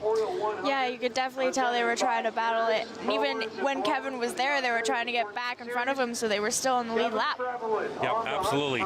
So 4 cars on the lead lap. It'll be the 19 of Kevin Trevlin, the 18 of Chad McGlynn, the 38 of Derek McCullough, and the 48 of Doug Cathcart. And all lead lap cars get positioned at the front on the restart of the Ontario Sportsman Series. The first car a lap down now will be the 47 of Sean Mangin. So Sean can still get his lap back if he can somehow get it past the 4 cars in front of him. And then we get another caution. And definitely points are important here. Points coming into tonight. There is Michael Herniak Jr. He's the points leader, but he's a lap down. A 21-point lead on the leader tonight, Kevin Trevlin. As mentioned, Herniak Jr. lap down. Trevlin is the leader tonight. Chad McGlynn, third in points, is second on the track. Sean Mangin is your first car a lap down. He's fourth in the standings. So your top 4 in contention, but definitely your second and third in points right now, Cassie. Really looking to put a bite into that point gap from Herniak Jr. Yeah, that point series is going to heat up really quick after this race, I would say. Oh, we're getting set here for a restart. Lights off the Delaware Speedway pace car. Kevin Trevlin, who has dominated, absolutely dominated this race, has lapped everybody but 3 cars. Now there's 4 in the lead lap, thanks to the lucky dog. Great flag, we're racing. Oh, look at the start by McGlynn. Will that get called back? We're waiting to see. Here comes Trevlin back on the inside. Drag race for the lead. I think we're staying green. McGlynn needs to get down to the lower apron here. Trevlin has been the class of this field. And, oh, caution on the speedway. We got caution on the speedway. Got a wrecked car in turn 4. It's the 12 of Patrick around in turn number 4. And caution on the speedway. I thought originally that start was going to get called back, but then I quickly found Mark Patrick around in turn 4. So caution on the speedway. We had a really good stint of green flag. Now we have a couple quick cautions. Here's the restart. Trevlin in the 19, McGlynn in the 18. Here's the restart zone, but they are looking for the green flag. And McGlynn, that's a green flag. The green was already out at that point, so that was a good start. Now, I don't know how that works with the Ontario Sportsman Series, but with the weekly series here at Delaware, they are looking at the flag stand for the green flag. That restart zone does not come into effect for the weekly series. They are looking for the green flag from Scott Mackey, and there you see Mark Patrick going to the infield, and he might be done for the night. The weekly series looks for the green flag. As far as the Ontario Sportsman Series, I don't know 100% if they are restarting at that zone or if they're looking at the flag stand as well. Here we come, the restart again. Trevlin in the 19, McGlynn in the 18.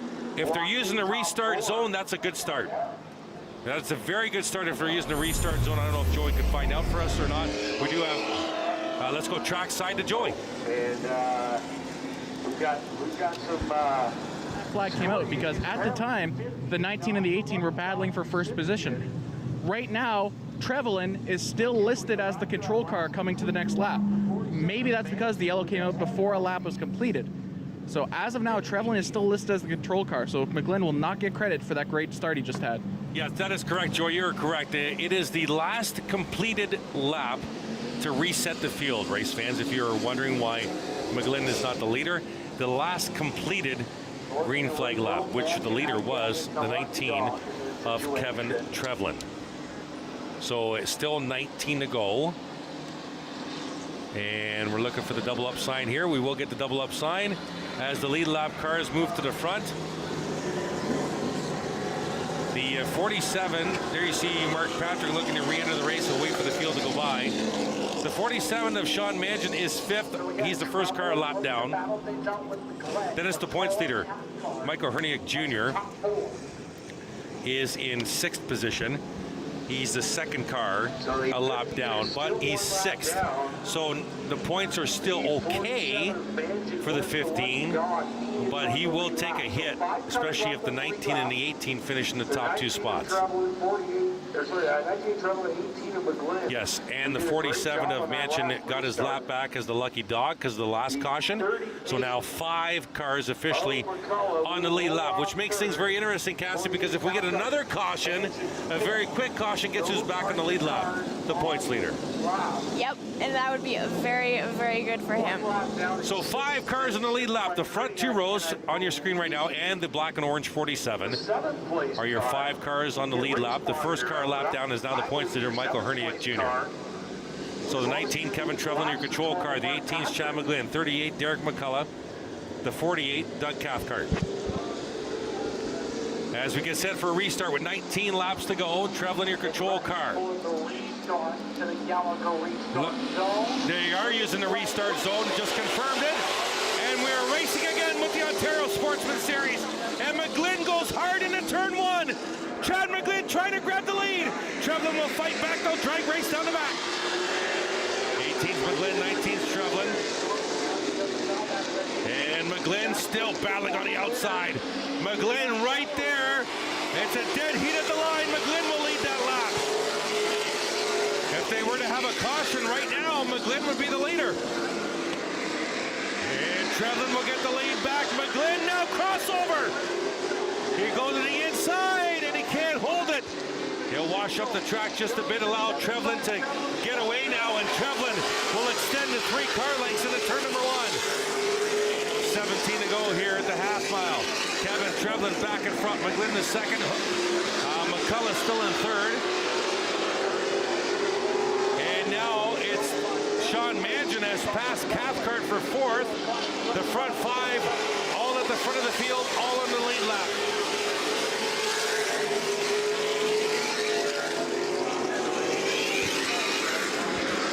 And Herniak Jr., your points leader, remains the first car lap down. The Ontario Sportsman Series does give away points for most laps led. And caution on the speedway. And we'll look around. I don't see any car on the speedway that's in trouble. But maybe it's a debris caution here, Cassie. I'm not quite sure. I don't quite see anything, actually. I don't see anything in turn 1, but the pace car will gather up the field. He's going to have to go back in front of the 19 of Trevelyan. He missed getting in front of the leader. So the leader is actually in front of the pace car right now. There you see Kevin at the bottom. If he's not leaking oil, they're going to put it back in. All right, I guess we do have a reason for the caution, thanks to our very own Joey Langdon. Joey? Hey guys, I just talked to the officials. The 38 is leaking oil everywhere, and he's just been black flagged. Big oil slick on the backstretch because of the 38, and that's the car I mentioned at the last yellow was smoking really bad. Yes, absolutely. As Joey was talking, I did see Scott Mackey give the 38 of Derek McCullough the black flag. McCullough will go right up to the pace car now. He'll get into the apron, and we're under caution here with 16 laps to go here. Ontario Sportsman Series feature from Delaware Speedway. It's Rogers TV Delaware Speedway Racing, presented by Oil Guard.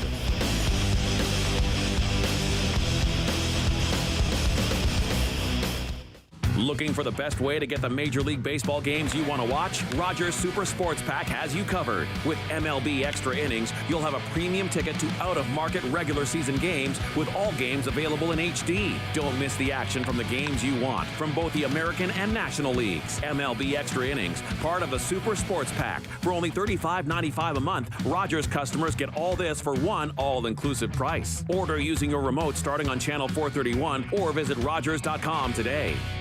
My daughter is 7 years old and has a frenemy. They have play dates that always end up in a fight or tears. This friend bosses her around and treats her poorly, but she still wants to be her friend. What's a parent to do? I would let them acquiesce to a certain amount, and then, when they're at this age, you still need to be supervising their play dates. So I might step in, not to correct the bossy child, but it's my child that I'm concerned about. I would just expose her to other people, teach her to have a voice, and let her know that she's got options.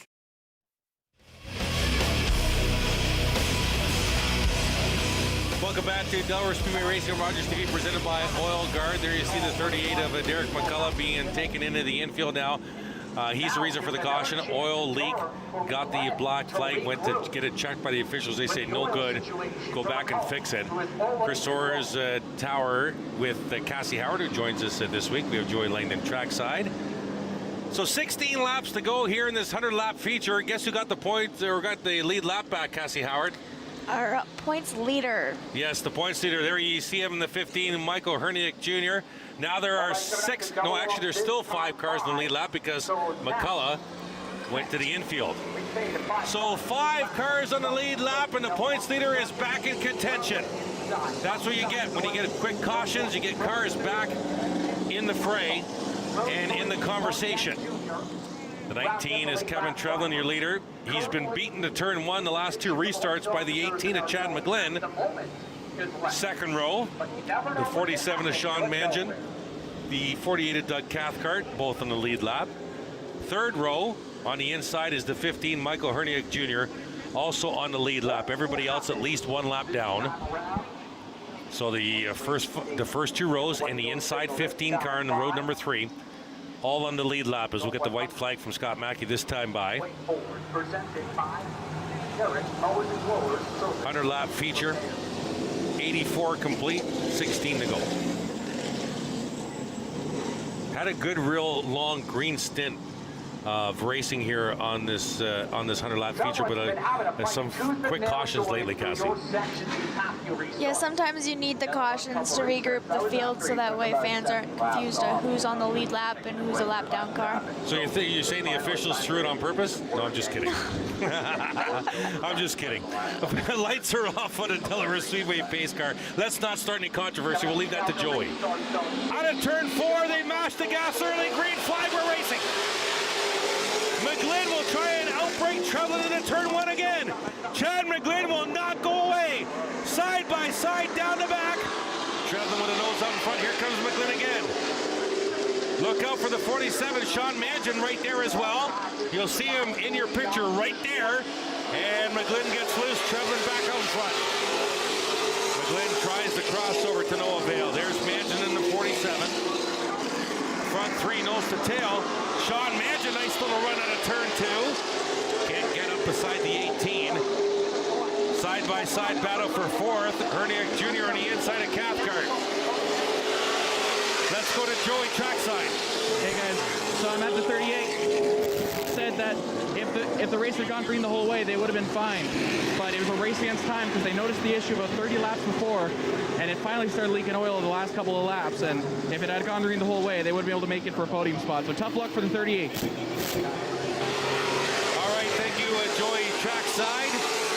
14 laps to go. Trevlin out front.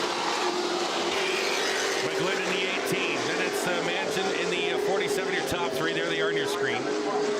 And Cathcart back to the inside of Herniak Jr. Top of your screen for 4th. He gets the spot back.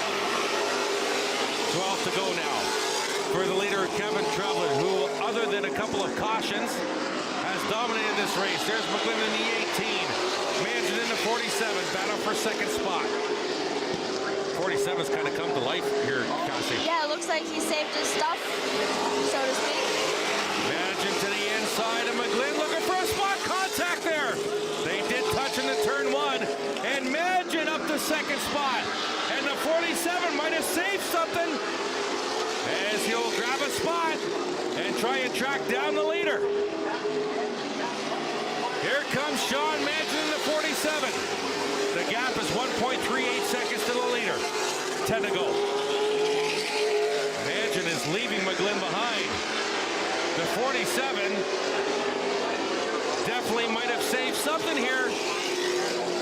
There you see the front three. There's Manson in the 47. Oh, the difference is under a second. 0.79 now between the leader and the 19 of Trevlin and the 47 of Manson. 0.798 last time by. We'll check it at the line again. Here they come to compete on the lap. Oh, he lost a little bit. 0.835. As they'll go down the back, there's the 47, Sean Manson. Now, the leader into some traffic. 2 cars ahead right now. He'll go to the high side, Trevlin will. At the stripe, 7 to go. Manson will follow him on the high side. McGlynn gets caught up in traffic. You saw the white car there. There's the gap, first and second, down the back of the half mile. Coming through turns 3 and 4, 6 to go this time by at the stripe. And the gap now 0.652, so Manson's cut it again. Trevlin the leader. There's the 15 of Herniak Jr. and the 12 of Patrick, who's fought back to 6th. That's a battle for 5th through turns 3 and 4. I think Patrick's still lapped down though. Herniak Jr. is the last car in the lead lap. So that's not a battle for position. Patrick would have to pass the 15 and go all the way around the track and pass the 15 again for position. So Herniak Jr. doing a smart play. Hey, if the 12's faster, I'll let him go. He's a lap behind me. Inside, 5 to go, 4 laps to go here. 100-lap feature, Ontario Sportsman Series. The leader's the 19, Kevin Trevlin. 47, Sean Manson up to second spot now. And the gap last time by was 0.81 seconds. And we'll check it again this time by. 0.79, so cut maybe a tenth of a second off that gap. And Trevlin looks to spread it out again on the back. Looking for Popsicle 6 this time by. Popsicle sticks in the air, 2 laps to go. Trevlin takes it. 1 mile to go here at Delaware Speedway for the 19 of Kevin Trevlin. Looking to finish off this 100-lap feature. Into turn number 3, the lead is back up over a second now. Out of turn 4, looking for the white flag being displayed. And the leader takes the white flag. Into turn number 1, one final time. Up the Delaware Hill. Down the back here for the 19 of Kevin Trevlin. Looking to dominate and finish this domination. Out of turn 4, one final time. The 19, double checkers in the air for the 19 of Kevin Trevlin. He'll take the Ontario Sportsman Series 100-lap feature here at Delaware Speedway. The 47 of Sean Manson will finish second. A great recovery by the 47. The 18 of Chad McGlynn will finish third. The 48 of Doug Cathcart fourth. The 15 of Michael Herniak Jr. will finish 5th. Just 5 cars finishing that race on the lead lap. The remainder of the order, Mark Patrick in 12th. Bradley Robinson in 7th, Kevin Lay in 8th, Brendan Patrick 9th, Tim Tolton rounding out the top 10, Alan Arsenault in 11th, Caden Patrick in 12th, Derek McCullough in 13th, Todd Shepard in 14th, and Chris Serra in 15th position. There you see the 19 of Trevlin, the 47 of Sean Manson, and the 18 of Chad McGlynn getting ready for post-race interviews. We're doing 1 or 3. And there you see Kevin looking to climb out of the cockpit. We're going to take you trackside here to hear from the race winner. And we are looking to send it trackside to Jordan Maudsley. We're looking for Jordan. There's, I believe I see Jordan coming into the frame. As Kevin Trevlin takes the 100-lap feature. Waiting for Kevin to get the helmet off. There we go. There's Jordan. Let's send it trackside to Jordan Maudsley.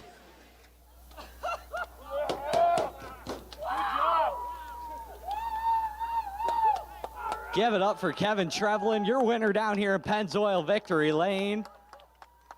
Kevin, first of all, the first 80 laps went great. I mean, you got out to the lead, you were driving away. What was the first thought through your mind as soon as that first caution came out? I lost the brakes, the gear was gone, I was done. I didn't think I had anything left, but wow, I'm just beside myself. That is amazing. 2 in a row. Unbelievable. Thanks for everybody coming out, sticking around, watching that. Wow. Now, what was going through your mind when that caution came out with 19 to go? Oh, I'm gonna screw it up. Car's gonna fail. Something. Sean, he's awesome to race with. Very clean. Wow. I know you got a ton of people you want to thank down here, Kevin. Top Living Builders, Shock Pros Motorsports, Leisure Trailer. I'm beside myself. Sorry. Carrie Morrison at Royal LePage Lear. All my guys for helping out. Everybody that stuck with me for forever. We got 2 in a row. That's crazy. That's Kevin Trevlin, driver of the number 19, your OSS winner down here in Victory Lane. There he is, the feature race winner. That's 2 in a row in the series for the 19 to Kevin Trevlin. He is our 100-lap feature race winner tonight. Post-race show from Delaware Speedway after the break. You're watching Delaware Speedway Racing on Rogers TV, presented by Oil Guard.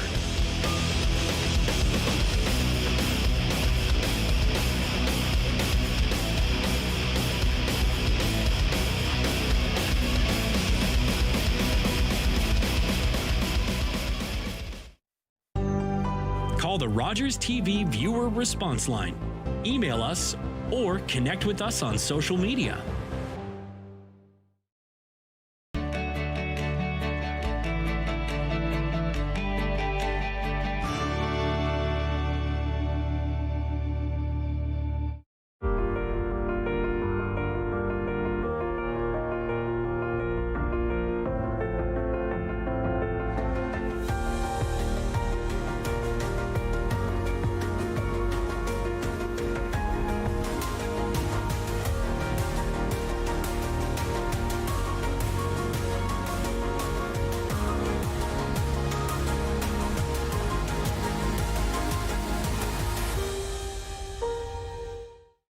Wednesdays at 7:30 p.m., it's the Rtv Quiz. Giovanni Petiti hosts a weekly trivia competition that lets you play from the comfort of your couch. Play along at home and challenge your friends. And don't forget to follow along on social media.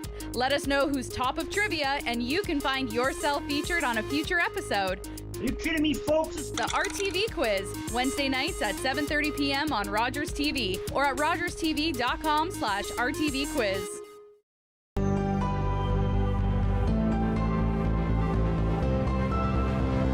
This is Rogers TV.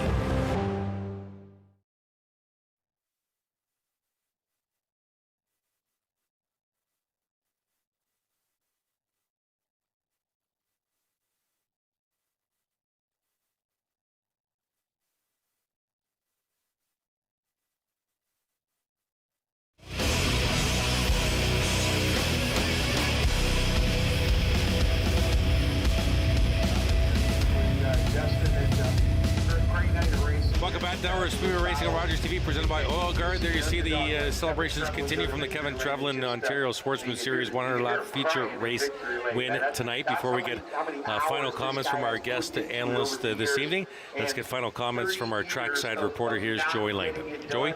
Hey guys, yeah, the Sportsman Series also always bring out such interesting races, and Kevin Trevlin, I wanted to note the official at trackside came over and told me that at the OSS they're starting to call him Rocky Balboa because no one expects him to win, and then he wins big.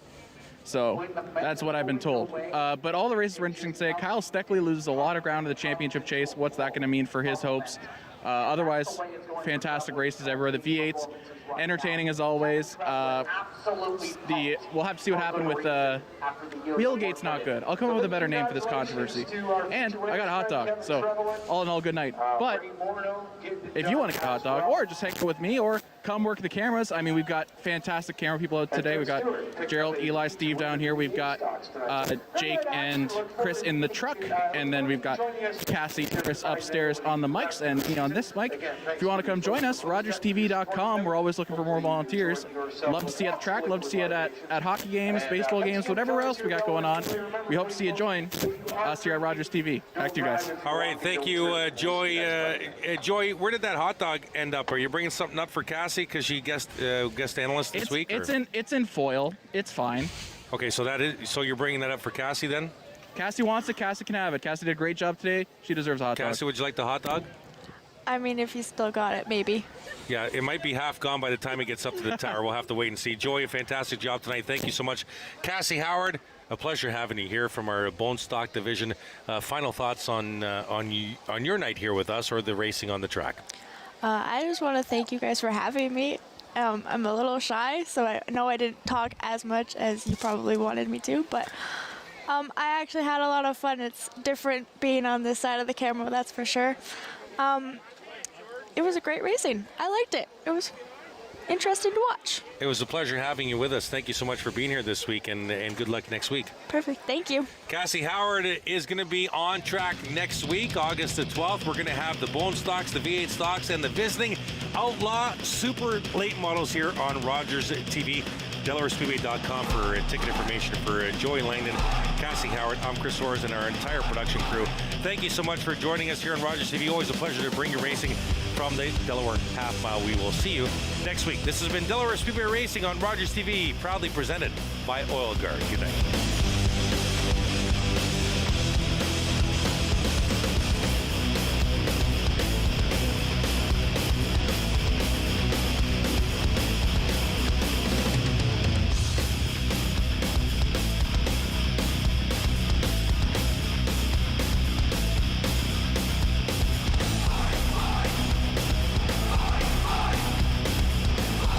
Forward, lower down, push forward.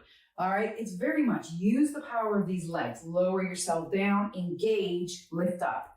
And again, lower yourself down, engage, power up. All right, that's how you're going to be doing a correct lunge. And then from that, you of course can really start incorporating weight if and when the time comes. Now, we also have the side lunge that is important, or that we want people like to do as well. What you're doing with the side lunge is your legs are wider than your hips. Again, always starting with our belly button pulled to our spine, and your feet are more or less lined up forward. Again, all of us are built differently with our hips, so everybody's going to be slightly different, or if you have any questions, always reach out to me and ask me. But for the most part, feet are forward. Now, you're going to have your legs wide enough. And again, what I find with a lot of people is they tend to not want to go very wide. Maybe they are frightened that they're going to fall into the splits or something. Go wide enough that, again, do a little practice lunge. You don't have to go far down, but just bend the one knee and make sure you can push into the heel of this leg that is bending. Push into the heel. What you want to avoid is rolling over on the foot. All right? So power the core, power the legs. The one leg is straight, but there is an exception with this. You're bending your leg. Some people may have something going on with their hip or a knee where they have to bend this leg slightly. Again, it's how we're all built. So you're not going to force the issue and keep it straight if it doesn't work for you. If it does work for you, straight is the name of the game. Engage those abs and just lower down, dig into the heel and lift yourself up. Your abs are engaged, so you're pulling belly button to spine. If you're going to put your hands on your body while you're doing this, please put them on your thighs, put them on the meaty part of your leg. Please avoid the knee, because whether you do that in a lunge or a squat, if you're putting your hands on your knee, all your body weight is going into that hand, into that knee, and that is going to cause injury in itself as well. So you want to make sure, engage nice and strong, squeeze the glutes, which means contracting those beautiful little cheekies of yours, and then down you go. Dig into the heel and lift up. Now I'm going to finish with showing you this from the side, because what I want you to think about is your upper body. Your upper body naturally with this kind of thing goes with the flow. In that, hands on my thighs, I'm bending the one leg, and my body tilts forward ever so slightly and lifts up, engaging those abs. It's moving, I'm moving with my body, I'm moving with the move. All right? So when we're doing this kind of side lunge, we're not keeping our body upright. Squeeze those abs, and you're doing a tiny little tilt and a lift up. But at the same time, we're not doing it where we're bending forward, lifting up. Totally going to injure something. So pull belly button to spine, dig into that heel, bend that leg, lift it up, and less thinking really, really helps with this kind of thing. Don't think so much about everything. Just get that form right on that lunge, and the upper body will follow. So that is how you do a lunge, and that is how you do a side lunge. And I'm also going to show you how to do something for the inner thigh, and then we'll finish with the squat. So with the inner thigh, what we're doing here is we're now turning, and I don't know if you can see my feet, but regular side lunge, I had your feet facing forward. Now what you're going to do is we're going to turn them slightly to the corner. Things to think about. You want to make sure that your toes line up with your knee, which lines up with your hip. And it may sound funny, but sometimes you might see people with their knees in. You want to make sure everything lines up so it's natural. This one is very much imagining you're sliding up and down a wall. You've got a wall behind you. You can even do this kind of thing slightly in front of a wall. Pull belly button to spine. You're going to feel your pelvis tilt under slightly. You can have your hands on your thighs. And as you lower down, press your knees away. So lower it down, press the knees back. If you were to look down, you would be able to see in front of your knee, your big toe of each foot. All right? And lift yourself up. Again, what you want to avoid is as you lower, bringing those knees in and lifting. Press the knees back. Press them away. Feel all of these muscles engaged. Try not to fall over like I was. And at the same time, less is more. Because if going down to here means you can keep those legs pressed open and then squeeze up and you're really working those inner thighs, great. If going down slightly more means you're bending your body forward or the legs are coming in, there's no point in doing it. You're just going to create injury for yourself. So engage the abs, relax the shoulders, feet are out to the corner. Nice and long in the spine, lower yourself down, dig into the heels, even bring your toes off the floor like I do every single time to make sure your weight's in your heels and press your legs open. You know you're doing it right if you're feeling it here, a little bit in the tush too, and then squeeze and lift. And again, the beauty of this kind of thing is you can start incorporating just your arms, you can incorporate weights with it, you can do it with a band. You can do so many things with this kind of thing. Please always making sure that if you're going to do something overhead, come down and then lift up. Just because I'm really wary, I want people to always be thinking of their back health. All right? So that is it for this wide stance. Some people call it a squat, other people a lunge. It's not really a lunge. Press those knees back, lift it up, and then you're going to find you're just going to be toning up all those places you want to tone up.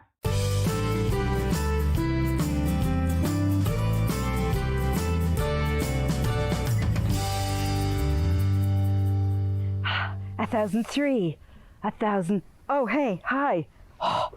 Okay.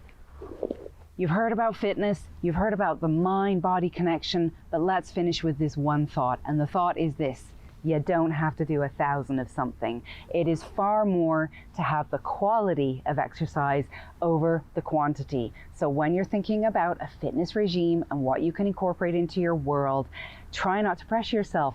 Think about what you're doing, the quality of it, what you enjoy, and then you're really helping yourself get somewhere.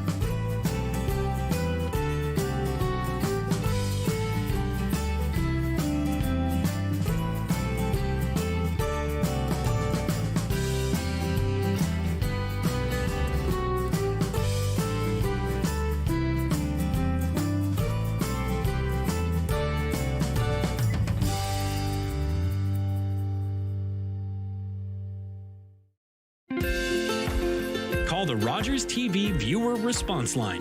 Email us or connect with us on social media.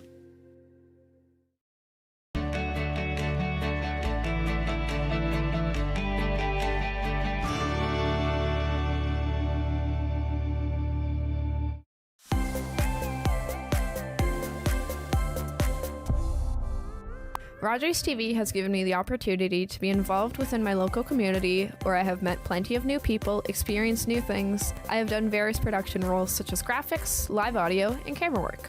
Recently, I have been a part of the London Knights Rogers TV crew, and I have had a wonderful time there, being part of such an amazing and diverse group of individuals. I highly recommend it. Looking for the best way to get the Major League Baseball games you want to watch? Rogers Super Sports Pack has you covered. With MLB Extra Innings, you'll have a premium ticket to out-of-market regular season games with all games available in HD. Don't miss the action from the games you want from both the American and National Leagues. MLB Extra Innings, part of the Super Sports Pack. For only $35.95 a month, Rogers customers get all this for one all-inclusive price. Order using your remote starting on channel 431 or visit Rogers.com today. Welcome back to another season of Chillin' and Grillin' with Jeff. We thought we'd start the